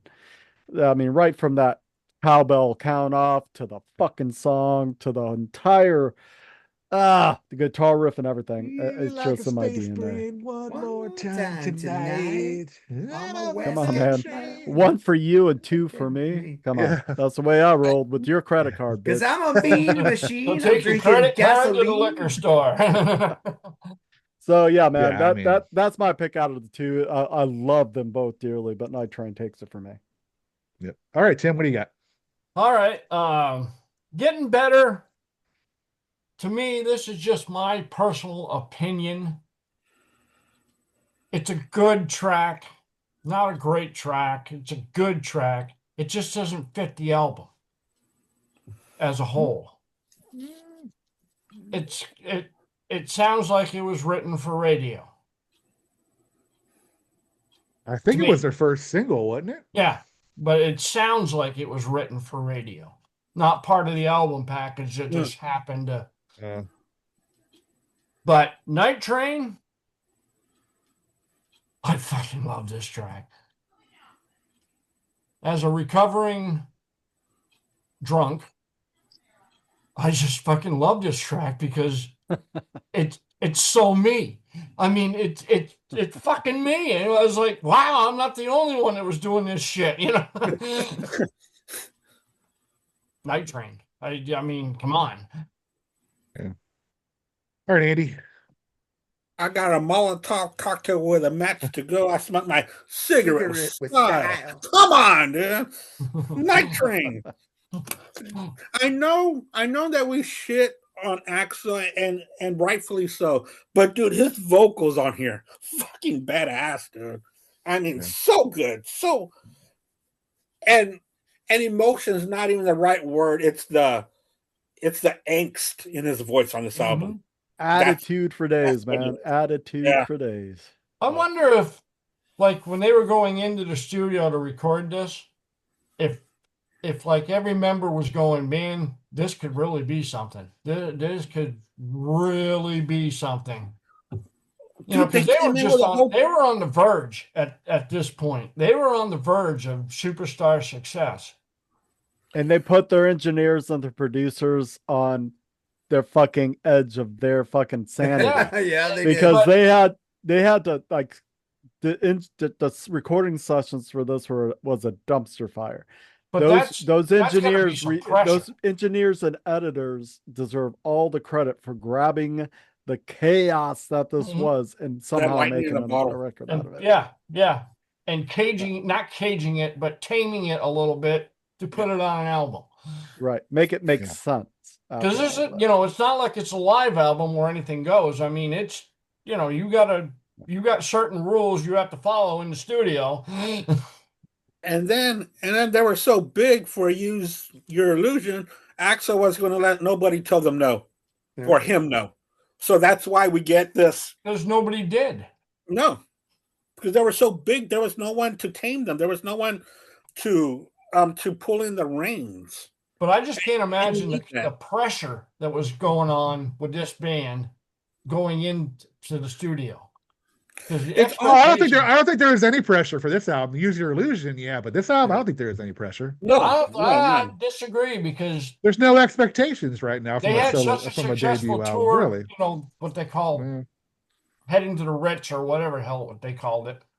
That when they came in, you got managers, you got and they're all whispering in your ear, and well, I don't like this track, and this track should be calmed down a little bit, and then and they were like, "Fuck you." Yeah, this is what we're going to put out, and if you don't like it, kiss my ass. And that's the attitude. Sophomore releases are always more pressured than debut, especially if you have a monster like Appetite for Destruction. I mean, and you got to think this album did not take off at first. It was not until Sweet Child of Mine came that they started moving up the charts and became realized. Now I heard them since an old syndicated rock show on FM called Metal Shop played Welcome to the Jungle a year before I ever saw the video. I heard most of them, not all of them, but most of them on that when I saw them in that club tour. Yeah, because they were already playing them. Matter of fact, they were throwing out advanced copies of this album on that club tour, like Metallica did. Same thing. And all right, Mark, what do you got? I got it, and I brought it home, and I played it for all my friends at home, and they were like, "Who the fuck is this?" And I was like, "A band called GunsNRoses." I never heard of them. All right, let's move on, Tim. Go ahead, Mark. What do you got? Night Train getting better, dude. Yeah, rolling like a freight train, flying like an aeroplane. Fucking this song has a fucking groove, man. I love Getting Better. It's getting better now every day. It's such a positive song, fucking great song. If you're down in the dumps, you're listening to Getting Better, but if you want to go on a bender, you're going for fucking Night Train. I'm going for Night Train. I love that song, man. All right, I agree with you, Mark, in every way. This is going to be our first sweep. I fucking love Night Train, dude. What's going on? Oh, sorry.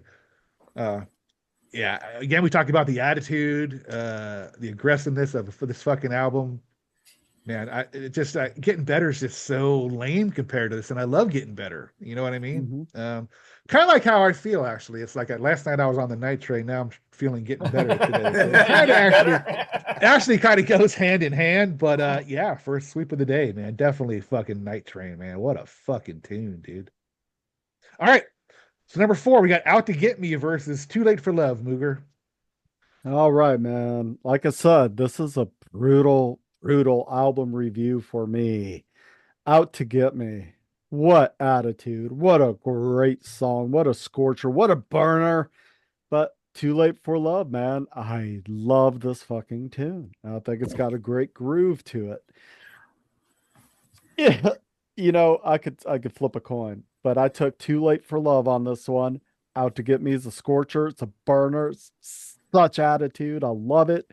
But I'm going Too Late for Love just because I like the song better. All right. Tim, what do you got?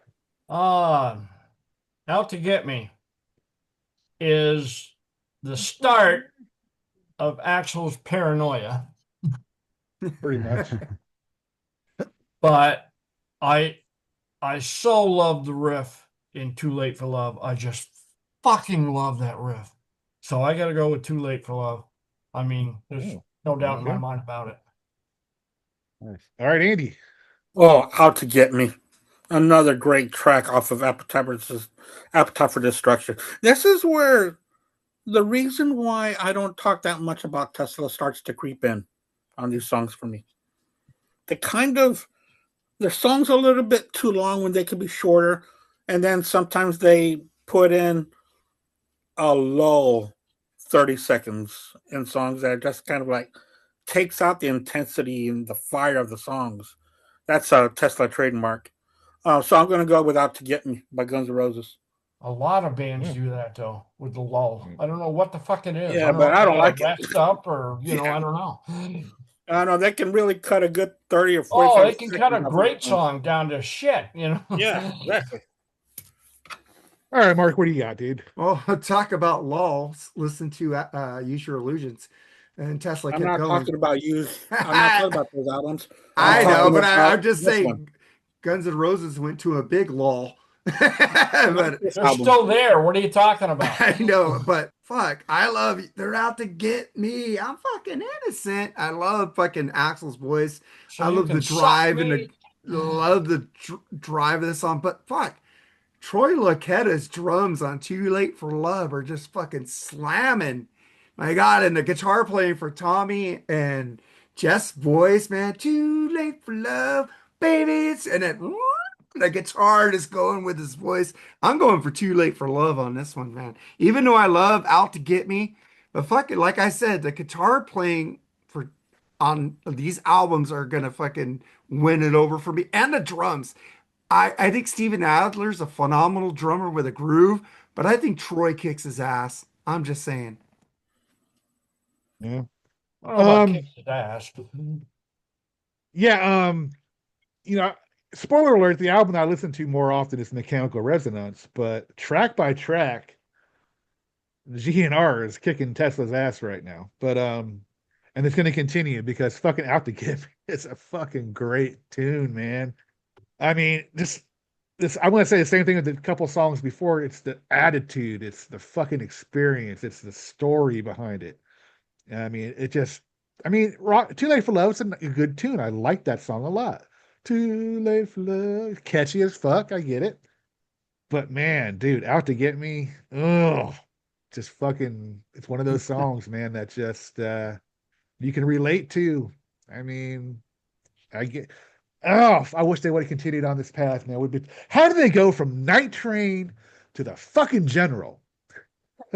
What the fuck happened there? It's called Slash.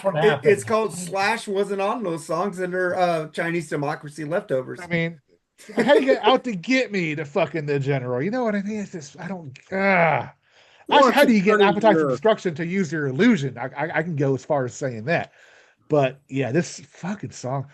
I remember that the first time I listened to GunsNRoses was that fucking horrible concert they did on MTV where it sounded like shit. Live at the Ritz? Bad. Axl Rose, that's it. Axl Rose fell off the stage and all that shit. And that horrible harmonizing guitar through this song. They sounded they were so out of It was fucking awful. It was pathetic. But it was fucking rock and roll, and I loved it. I mean, it was fucking. They were CC DeVille out of tune. But so anyway, I'm gonna stick with Out to Get Me on this one, definitely. So Tesla still wins that one 3-2. Yeah. So let's go to the next track. Woo! Mr. Brownstone versus Rock Me to the Top, Mooger. Oh shit. Come on, man. This one's like stabbing a knife through my heart. I I mean, what song do I pick here?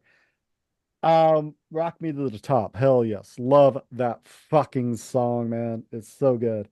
Mr. Brownstone, come on, man. I get up around 7, get out of bed around 9. I don't care about I nothing don't because worry worrying's a about waste of Sip my and time. drinking, feeling fine. Because worrying's a waste of my fucking time. That old Mr. man is a real Brownstone- motherfucker. I'm gonna kick him on down the line. Boom. Look how many, I mean, Rock Me to the Top is in my heart. It's in my DNA. I love you, Rock Me to the Top. I love it, love it, love it. But Mr. Brownstone's where it's at for me because it's just the song once again. I never turn it, I just turn it up. I never turn it off. So I'm going Mr. Brownstone. Gotcha. All right, Tim, what do you got? Andy earlier said that I think it was Out to Get Me was a song about the streets, living on the streets. I kind of feel that way about Mr. Brownstone because, you know, if you're living on the streets, chances are you're doing stuff you shouldn't be doing, and you're doing a lot of stuff you shouldn't be doing. And Rock Me to the Top never really hit me all that hard. I mean, it don't get me wrong, it's a great tune and it fits the album, but I mean, this is Mr. Brownstone. You know, Yeah. I gotta go with Mr. Brownstone. I mean, it's just Andy. that great of a track. Yeah, they should have just called this song Mr. Heroin Yeah. instead of trying to hide what it's about. Mr. Mr. Smackstone. Brownstone's just amazing. Even just the beginning, the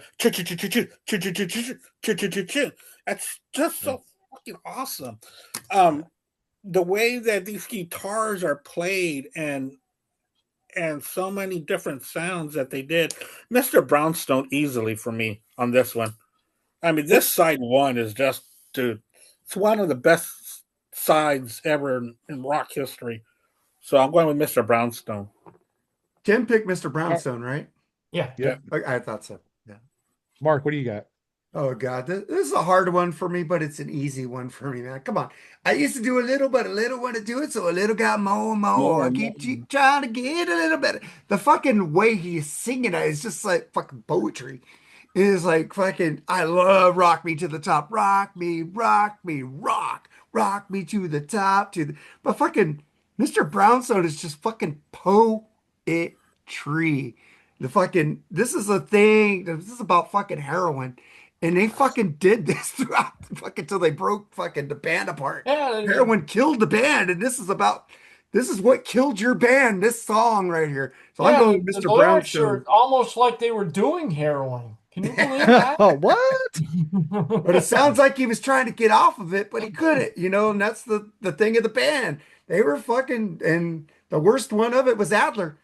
So Like, they were all doing drugs, but I heard the song. I thought it was about an ex-manager they had, Mr. Brownstone. But it's funny how And then a friend of mine said, no, Mr. Brownstone is about heroin and doing heroin. And I went, oh. And I listened to it again and I was like, yeah, you're right. And I was like, but I know I'm right. But isn't it funny how bands are all doing drugs, but they kick out the worst drug user of the band? It's happened in like fucking Def Leppard, Pete Willis kicked him out and they were all drunks. It's like, but he was the one not showing up. So let's kick his ass out, All right. Yeah, I mean, this is like a fucking Steve Austin Stone Cold Stunner to Tesla here, man. I mean, I never really cared for Rock Me to the Top. That's more the tamer songs on the album, in my opinion. But going up against Mr. Brownstone, dude. You know what I mean? That is Mr. Brownstone fucking rules, dude. I mean, that song is just fucking killer. And like I said before, it's weird that I don't listen to Appetite much anymore and I listen to Mechanical Resonance more, but fuck, track by track. I don't know. This could be a brutal one for Tesla, in my opinion. We shall find out. So this is another clean sweep, 5-0 for Guns. Yeah. We move on to Paradise City versus We're No Good Together. Mooger. Ooh. Paradise City now is another iconic song. You hear this in sporting events, you hear it in commercials, you hear it in movies, you hear it everywhere. And the song is so simple and so catchy and such ear candy. The very first time you hear it, you're going to love it. And then You hear it for about the 739,655,100 times, and it's Point like, five. okay, I'm fucking over it. And Yeah, it gets old. Quick. but it's still an iconic song. But We're No Good Together, the emotiveness of that song. I was 15 listening to this song, heartbreaking, and I didn't even have a fucking girlfriend. I never had a serious girlfriend at that But point if in I my ever life. get But one, holy shit, I felt it. I was like, yeah, man. Yeah, man. We're no good together. With who, Shane? You don't have a With girlfriend. who? Why are you so We're sad? no good together. It's like, okay, Mr. Lance, had a good I thing for a got that while. right now. Love Rose. just decided to try something new. It just, Try your it other was, half. Maybe you're no good. Hey, Amber, you know you Yeah, could have had we're two. no You good could have had together. two. You could have had two girlfriends. You could have. We all had a menage a trois once in our life, didn't we? Yeah. that was the extent of my dating life at 15. Trust me. And but I'm gonna go with We're No Good Together because it's just a fucking great song. And Paradise City's iconic, but We're No Good Together is the better song. It has not aged at all. I still love it. I love that song. Yeah. All right, Tim, what do you got? Yeah, I never cared much for Paradise City. I always thought it was a throwaway track on this album, myself, personally. So I'm going with We're No Good Together. I like Mooch said, I love the emotion he sings with. I love the track itself. Yeah, I got to go with We're No Good Together. All right, Andy, what do you got? Yeah, I can never get tired of Paradise City. I think Paradise City is one of the great songs on this album. I think it's a perfect closer for side one. Every time yes, I've heard it thousands of times, but man, I don't get tired of that solo. I love the video that they made for it. You know, backstage at Giant Stadium and the fans, and it was just great. And the other song by Tesla was okay, but I am going to go with Guns N' Roses, Paradise City. It's an iconic, epic track. All right, Mark, what do you got? Oh, I love Paradise City. What a fucking great song. But fucking, We're No Good Together is like a fucking ballad that fucking turns into a banger at the end. It just, I got something to say. Now listen to me. Now listen to, We're No Good Together. The emotion that Jeff is singing with that song. I love Paradise City. But Jeff brings more emotion to that song than Axl does to Paradise City. I hear his pain. I hear his hurt.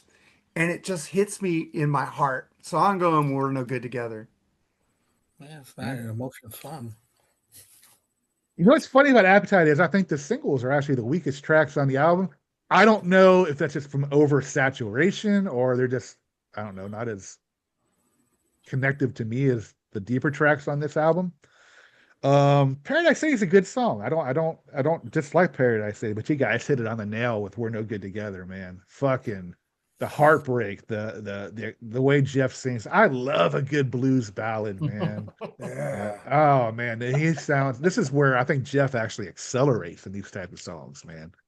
So I'm going to go with We're No Good Together. You And that's feel what probably he's singing. You feel it, oh, man. absolutely. And this Feel is the it. biggest Tesla win so far, 4-1 Tesla.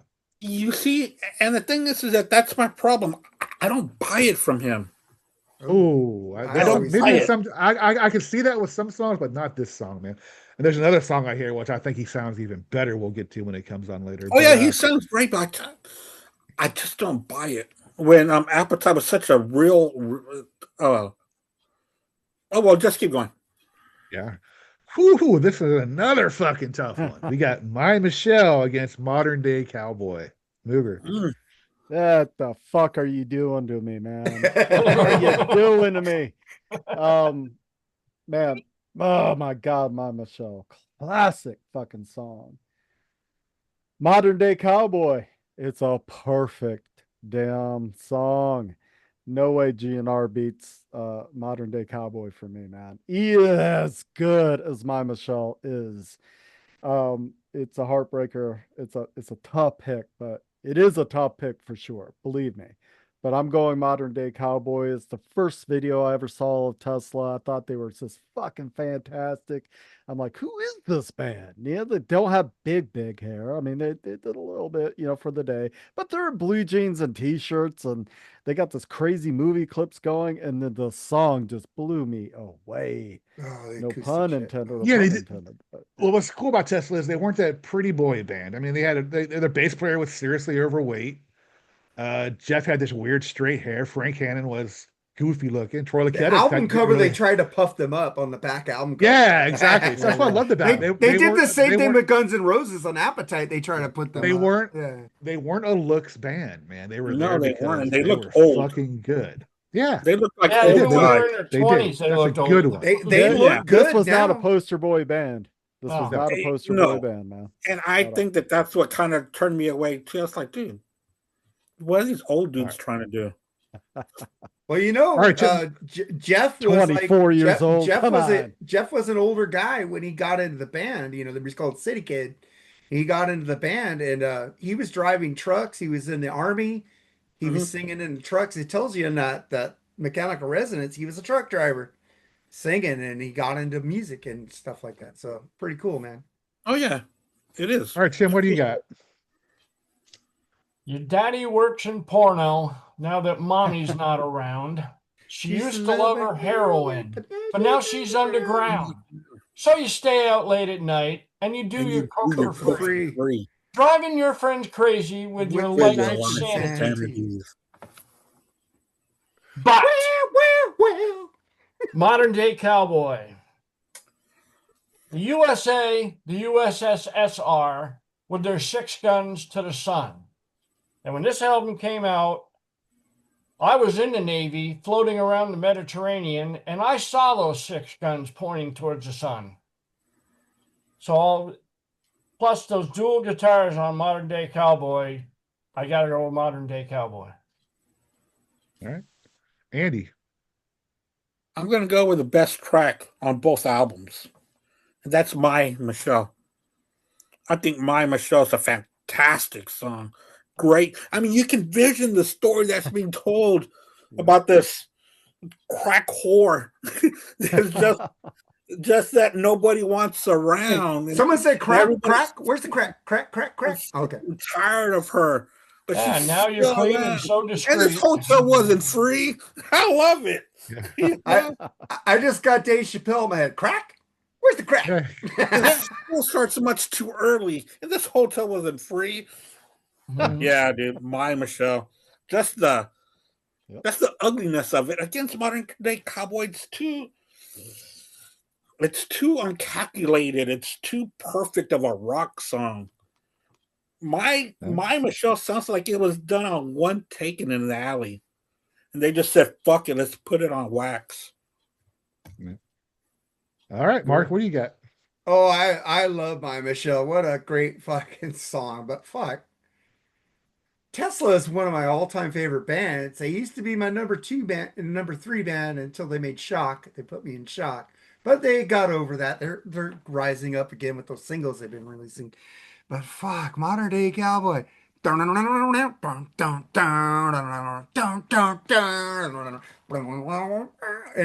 that fucking the fucking Billy Pools in the town, that fucking acoustic thing they start up and the USA, the USSR with the 6 gun to the side. What? And they end it.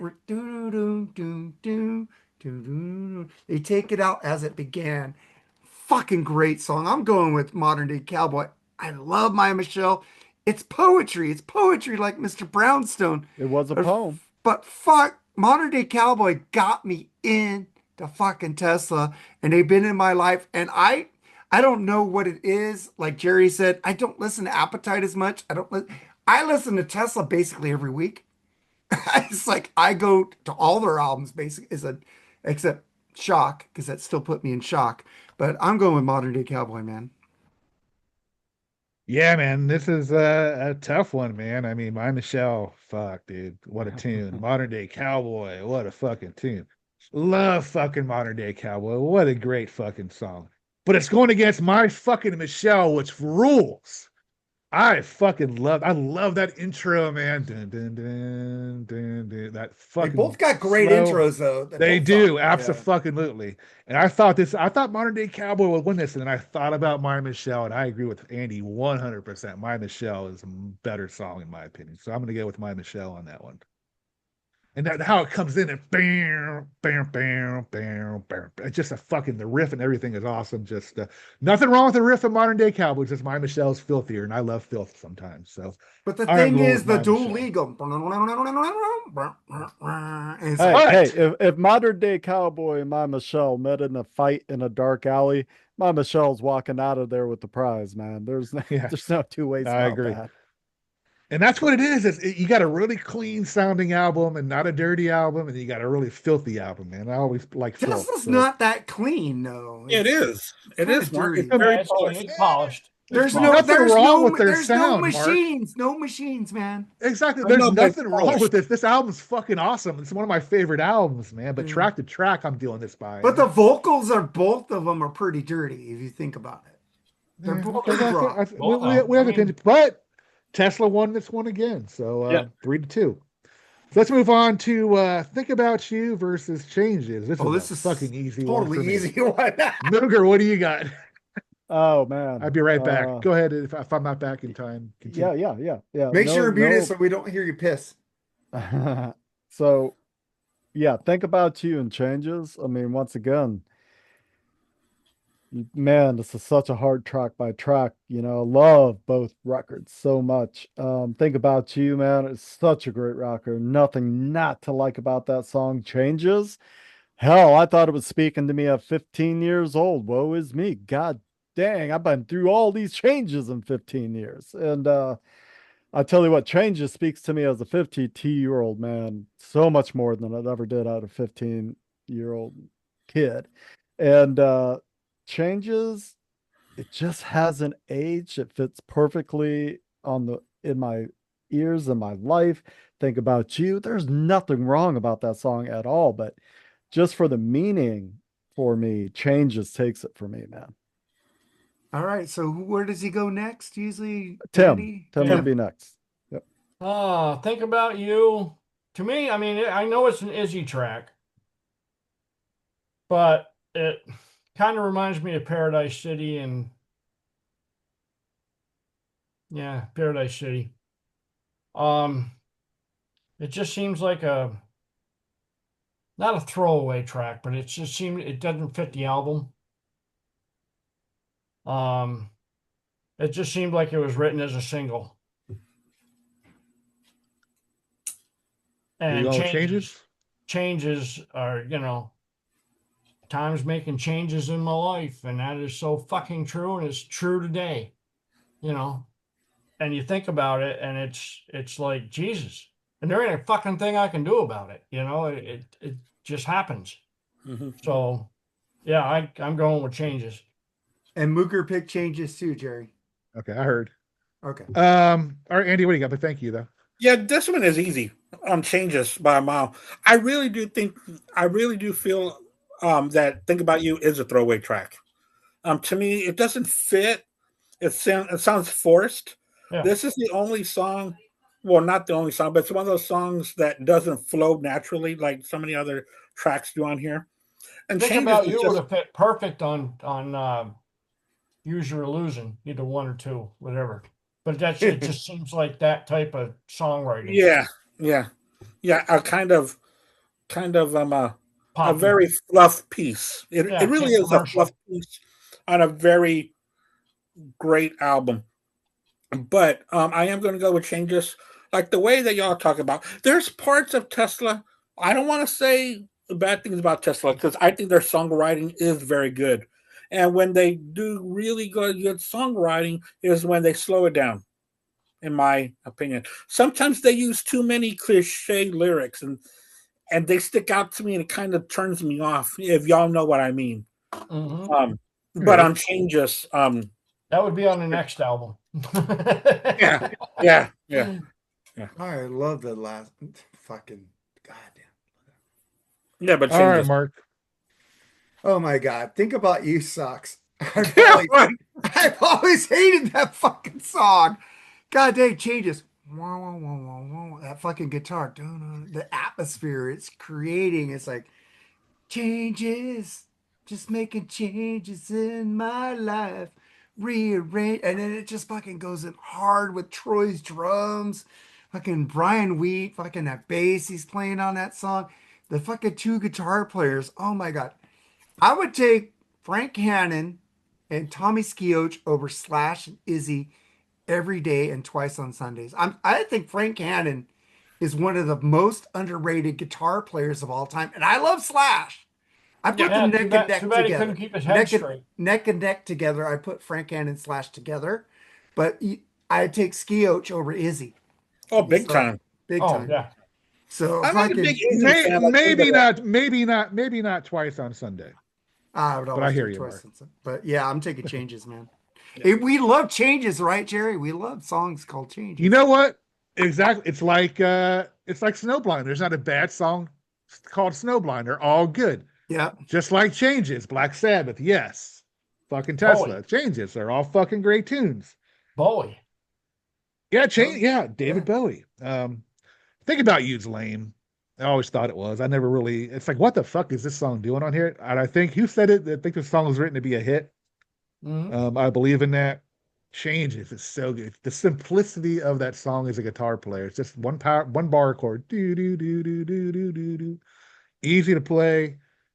Jeff's vocals are amazing on it. And I think Mark mentioned the atmosphere of it with the synths or whatever they were using there.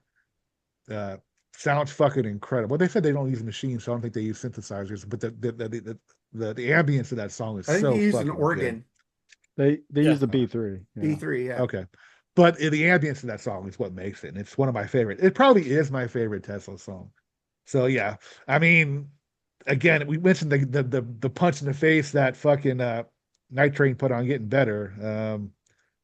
Tesla returned fire on this one and just totally buries Think About You. So we have a Tesla sweep, 5-0. Wow, yeah. And this is going to be another easy one for me. We got Sweet Child of Mine versus Little Susie. Mooger. All right. Sweet Child of Mine, man. God, classic for ages. And don't get me started on the solo, man. That solo just carries me away every single time I hear it. And Little Susie, catchy as fuck. Way better than the OG. If anyone's ever heard the original version of Little Susie, they definitely gave it an upgrade. But I'm going for Sweet Child of Mine. I still love that song. I just don't think there's anything bad about it. And there's nothing wrong with Little Susie, but Sweet Child of Mine takes it for me. Just timeline in my life. And like I said, that solo, I still drift away to it every time I hear it, man. Gotcha. All right, Tim, what do you got? All right. Sweet Child of Mine is a classic that from the first time I heard this album, I never got into. I thought it was written like Think About You for a, commercialism for a hit. And I just never got into that. I never liked it. Little Susie, on the other hand, is catchy. Little Susie's on the up, whatever the fuck the up means. She's high. She's got Casting couch Upward appointments trajectory. Yeah. Oh, okay. Well, whatever. Yeah. She's headed for the spotlight, and then she has this girl Ruby wants to bring her down. I love the acoustic in that song. Yeah, I'm going for Little Susie. Awesome. Andy, what do you got? I agree with what Mooger said about the solos on Sweet Child of Mine. I think Slash opening, iconic. His solos are great on here. But dude, the lyrics for Sweet Child of Mine suck. I mean, dude, they're terrible. So I'm gonna go with Little Susie on this one. I love that song. And y'all are right about their songwriting. Their songwriting, I'm going back and forth on it. I mean, they do put out a positive message. And I love that song, Little Susie. And it was so hard because when I was looking at this, I thought for sure Sweet Child of Mine was a chew-in easily. But then I started thinking, is it really? if I put it up against Little Susie, is it really better? The guitar solo on A Sweet Child of Mine is better, but the song itself, no. I'm going to go with Little Susie. Wow. That Little Susie guitar solo is pretty fucking good. Yeah, it is. But I'm just... That was a surprise for me, Andy. I thought really you're going to pick Sweet Child of Mine. I don't know. No. The songwriting stuff in that song. All right, Mark, what do you got? Too much. Yeah, that beginning riff of Sweet Child of Mine, I've never heard that type of riff.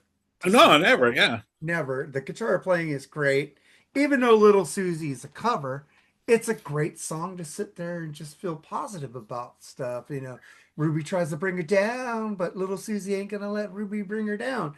And the original song was horrible, but Tesla made it their own. And nobody remembers. Nobody remembers. Well, that's what you have to do with a cover. You have to make it your own. You make it your own. So I'm going to go with Little Susie. I mean, Sweet Child of Mine, I think, if I remember right, Slash used that opening riff as like a warm-up or something, if I remember right. Yep. You're right. I mean, good for them. They turned it into a great hit. I don't hate Sweet Child of Mine, but if I never heard it again, I'd be cool. It's one of those songs, you know. But Little Susie, man, it's such a good song. I love that acoustic fucking solo riff by itself in the beginning.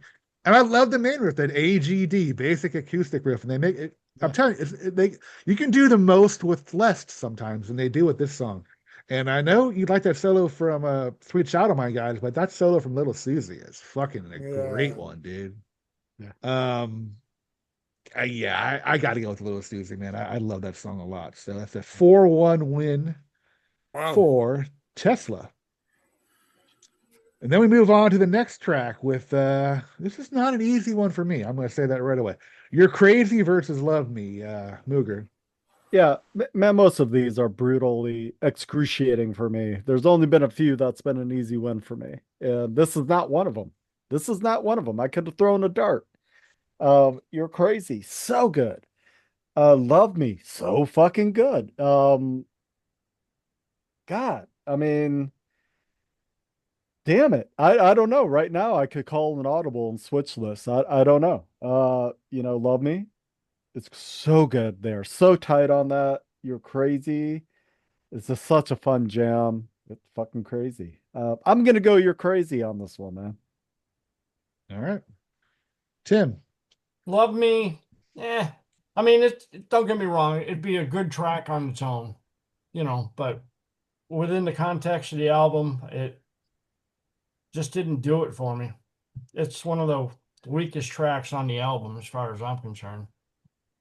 But You're Fucking Crazy? Are you kidding me? Are you fucking kidding me? You're Crazy by a fucking country mile. All right. Andy. Oh, that's what was easy for me. You're Crazy. Which I love this version, but the acoustic version on Lives is okay. But the intensity that they play on Appetite, it blows away on Love Me. It blows away the acoustic version. This is one of those tracks that's one of my top tracks on this album. You're Crazy. And it's in the bottom. And it's so good, and it fits this album perfect. So, yeah, You're Crazy. All right. Mark. Fuck, I love Me. You got to love me. Come on, baby, love me. But fucking, you're crazy. You're fucking crazy. I fucking love the intensity on You're Crazy. So I'm going to go with You're Crazy. Wow. Could this be another sweep? No, not at all. I fucking love Me by Tesla, man. I like You're Crazy, but I don't know. It's one of the least favorites on the album for me. I fucking love Me, love Me. That riff. Bam, bam, bam, bam. Bam, bam, bam. Again, we're making more with less, and I fucking love the chorus, man. You've got to love the drums me. by Troy is amazing. Come on, love. I fucking love Me. It's one of my favorite songs on the album. So sorry, not going to be a sweep. Lou Ketta, his drumming on this album is, and they wanted to replace him on this album. The producers, you need a new drummer, and they said, "Fuck you." But So that's still a win for Guns, though, 4-1. Let's move on to the next track. Anything Goes versus Cover Queen. Cream. Cover Queen. You want Cover a cream Queen. on something, Jerry? Anyway, let's go, Mooger. What do you got on that one? Hey, don't remind me. I've already broke up with the righty. Okay, and now you're talking about Cover Cream. Come on. So, no, man. But lefty, she's waiting. See, Yeah, I'm ambidextrous, so two really great songs. Anything Goes is so fun. It's got a punky attitude about it. In fact, Guns N' Roses, it could have been Appetite for Attitude. I mean, it's just the album is has so much dripping with steeped in attitude. it. But Cover Cream Queen, Cream. it's honestly, it's almost a forgotten track for me. Second to last track, but so fucking good. And I'm going with Cover Queen on it, man. Is as good as Anything Goes is. I just like it. I love Cover Queen, so I'm going Cover Queen. Tim, what do you got? See, this is the track on both albums that I could flip a coin on, and I could call an audible. Both of them are, as far as I'm concerned, they're just as good as the other one. They're both fantastic tracks. But I gotta go with Anything Goes. Okay. And we're talking by the smallest of pubic hairs. All right, Andy, what do you got? Yeah, I'm going to go with Guns N' Roses on this one. I'm going to go with Anything Goes. I thought this is a really good track that nobody really talks about. And it's the second to last track, and the guitar work is different. They threw a couple of wrenches in the song, and which I think still fits the album just fine. So I'm going to go with Anything Goes. Yeah. Mark, what do you got? I love Anything Goes, but fucking Cover Queen, those riffs that they're doing on that song. Do what you want for the Cover Queen. Wow. And he does that wow, that fucking, oh my God, that solo in Cover Queen. Oh my God, this is like 70s fucking heaven on Cover Queen. So I'm going for Cover Queen. Yeah, I'm actually getting them confused right now. I'm going, here I am, your Cover Queen, but that's not the same song. It's a different song. But that would have been kind of cool if they were lined up together. You know right? What I mean? That Thought would that have when been I was cool. reviewing Rocket it. Queen and Cover Queen. Yeah. But yeah, I got to go with Cover Queen too. I love that fucking song, dude. That wah, the fuck, I'm just vocal. That Cover Queen, I love the way Looks Anything so Goes. good. Yeah, Anything Goes is a good song. Don't get me wrong, but I got to take Cover Queen on that one. So 4-1, Cover Queen, Tesla. And then we're going to end it here with Rocket Queen versus Before My Eyes. Mooger. Both such good closers for albums in my opinion. Rocket Queen is such a funky little fun jam, and then it just hits that midsection to the end. How fun is that, man? Rocket Queen is such a fun song, just great way to close out a fucking stellar, perfect record. Before My Eyes, once again, here's my. No wonder I was so emotional as a teenager. I'm 15 years old and listening to Before My Eyes thinking it meant something. Now it does. Now it does. What the fuck did I know at 15? But I knew this was a great song. And once again, hasn't aged. It's aged well. It still speaks to me. Sounds great every time I hear it. I love Rocket Queen, but I'm going with Before My Eyes. Wow. Tim? Yeah, both these tracks are great. But I was always taught from this time I started managing bands and producing albums and recording albums and engineering albums and all that shit. I was always taught you start off with a banger and you end with a banger. And Before My Eyes is not a banger. It's a ballad. And Rocket Queen is a straight up banger. So I got to go with Rocket Queen. Besides, in Rocket Queen, you found out that at least one of the band members had sex in the studio, which is always a good thing in my book. With somebody he shouldn't have had sex with. Yeah. The drummer's girlfriend, yeah. Yeah. And then they Rock kicked and out roll. the drummer. Go figure. Yeah. Yeah. Yeah, right. So you're going with Guns N' Roses. Okay, Andy. Yep. I know what you're going with, but go ahead and say it. Who, me? Yep. Oh, I'm going with Rocket Queen. Yeah, I just think that's a great track. I think it's the perfect closer, and it doesn't sound like anything else on the album. They got a breakdown, a slow down. You know, it's great. So yeah, Rocket Queen for me. Plus that bass line is fucking amazing. All right, Mark. All right, man. I love Before My Eyes. It's a great fucking song, great closer. But fuck, I'm going with Rocket Queen. That's my favorite Guns N' Roses song. I got to take Rocket Queen on this one. All right, I am going to agree with the Mooger Fooger. Before My Eyes is that other song I talked about, how great Jeff's vocals sound. Rocket Queen's a good song. It's not one of my favorites on it. I agree. Rocket Queen might be in a better ending than Before My Eyes because I said before, Mechanical Resonance, the song flow to it's a little weird, but it makes up for it because they're all fucking great tunes. But I gotta go with Before My Eyes. Man, I love songs like that, and I think again that's in Jeff Keith's vocal range. But Guns N' Roses still wins that one 3-2. It probably would have won in my book if it was placed in a different spot on the album. But it's the closer, and it's like you got to go out with a bang. You got to go out with, you know. Well, Aerosmith didn't go out with a banger sometimes. You know, went out with a ballad. Yeah, sometimes they did. Yeah, you're right. And that's just the way I was taught. Rocks. You know. Sure. Yeah. Rocks and Get Your Wings.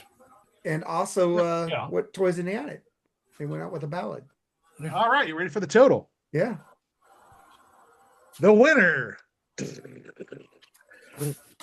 Tesla Mechanical Resonance 32, Appetite for Destruction 28. So the winner, surprisingly, is Tesla Mechanical Resonance. I went 8-4. Tesla. On tracks. I just put the track. This could easily won 32-28 the other way. There's no loser here, but but the stats don't lie. We think that Mechanical Resonance is the winner. So, well, it or not, it proves my point on this episode that Tesla's always been a better band than Guns N' Roses. That Guns N' Roses lives off one album. Tesla lives off multiple. Pretty much. Yeah. I agree with you. Consistency, Tesla's definitely it. Now, as much as I love Appetite for Destruction, this is the only time Tesla will beat. No, that's the only time Guns N' Roses will beat Tesla in a album battle. Only time. Yeah. As we discussed in the beginning, you have Appetite Destruction. They were living on the streets, literally. They were all addicted. They were all. It was like from the streets Appetite, and then they kind of got.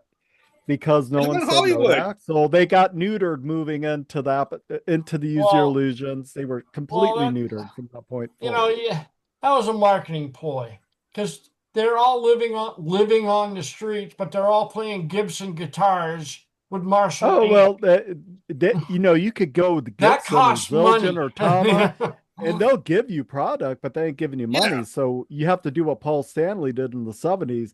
Gibson would give him a guitar. He'd go across the street, sell it so they could eat. Yeah, but they're not going to just give you Gibson guitars unless they think they're going to make something off of it. Well, you're under management, you can have that happen, but you're still not getting a lot of money. You can walk into the nearest guitar store and go, I want that Gibson right there. Yeah. Yes. Some of these bands back. Right. Some of these bands probably. I don't want to know how some of these bands got their instruments at the beginning. I don't think I want to know how they got it. But well, like Nicky Six, he stole his basses. And that's what I'm talking about. So yeah. All right, so that's our. He didn't learn how to play them, but he stole them. You know. It's just like if you compare the story I've heard about the Stones and the Beatles. You know, Mick Jagger went up to John Lennon and said, "Hey, what brand of harmonica do you use?" And Mick Jagger said, "I use this brand," and then John said, "I don't know, I stole mine," and that's the one that you still hear on. I should have known better. The thing is with the Beatles, they were poor. The Rolling Stones came from good families. Yeah, they were rich. They were rich London boys. They were rich boys, yeah. You know, one thing about these two bands and these two albums is a completely different paradox after these albums. Yeah, Tesla went on to make better albums than this, and I didn't think that was possible when I heard this album. But they did. I mean, I think the Great Radio Controversy is much better than this, and I think Psychotic Supper is their best album to date. Oh, I don't think so, but I do. But Guns N' Roses went from their best album, period, to nothing. Shit. Whatever the fuck they're doing since, you know. I mean, I do admit I do like Use Your Illusion 1 and 2. I do. I do too. But could they have done better? Yeah. They went to theatrical. Yeah. They went like Queen, Elton John-ish. Yeah. This is not a commercial album by any stretch of the imagination. Yeah. All right. Well, that is our album battle, Guns N' Roses and Tesla. Tesla is victorious. Thank you all for doing this. This was a lot of fun. Anybody else? Andy, what do you got going on, dude? I'm not too sure what I got going on Wednesday, but we do have a show on Wednesday night on Black Spinner Circle. We've got guests already that don't know the topic yet. So I'm excited for that. Cool. Tim, what do you got going on?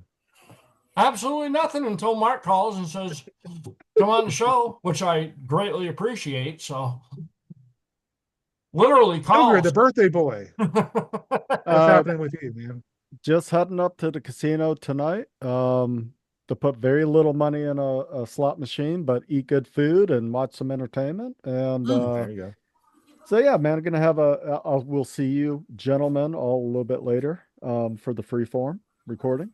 Other than that, watch out for Crossing Borders. Eric, Lucier, and myself we'll try to get one dropped out sometime in March. Look for the social on that.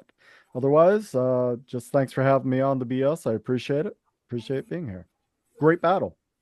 That was fun. What's up, Mark? What was that album we got on Freeform right now? Reality of Yourself, Letter from Hermes. Check out that podcast. It's a newer band. It's one of our shortest episodes of all time. It's only 55 minutes. So if you're like, you have a short attention span, that is a podcast for you. So check that out and BS out every Sunday. That's about it. Jerry, take us out, man. Thank you guys once again for being here. Please come back anytime. Just, the chat room if you want to be on anything. Like, share, and subscribe. Thank you to all that do. And you all be good and enjoy the rest of your day. We are out of here. Peace. Peace.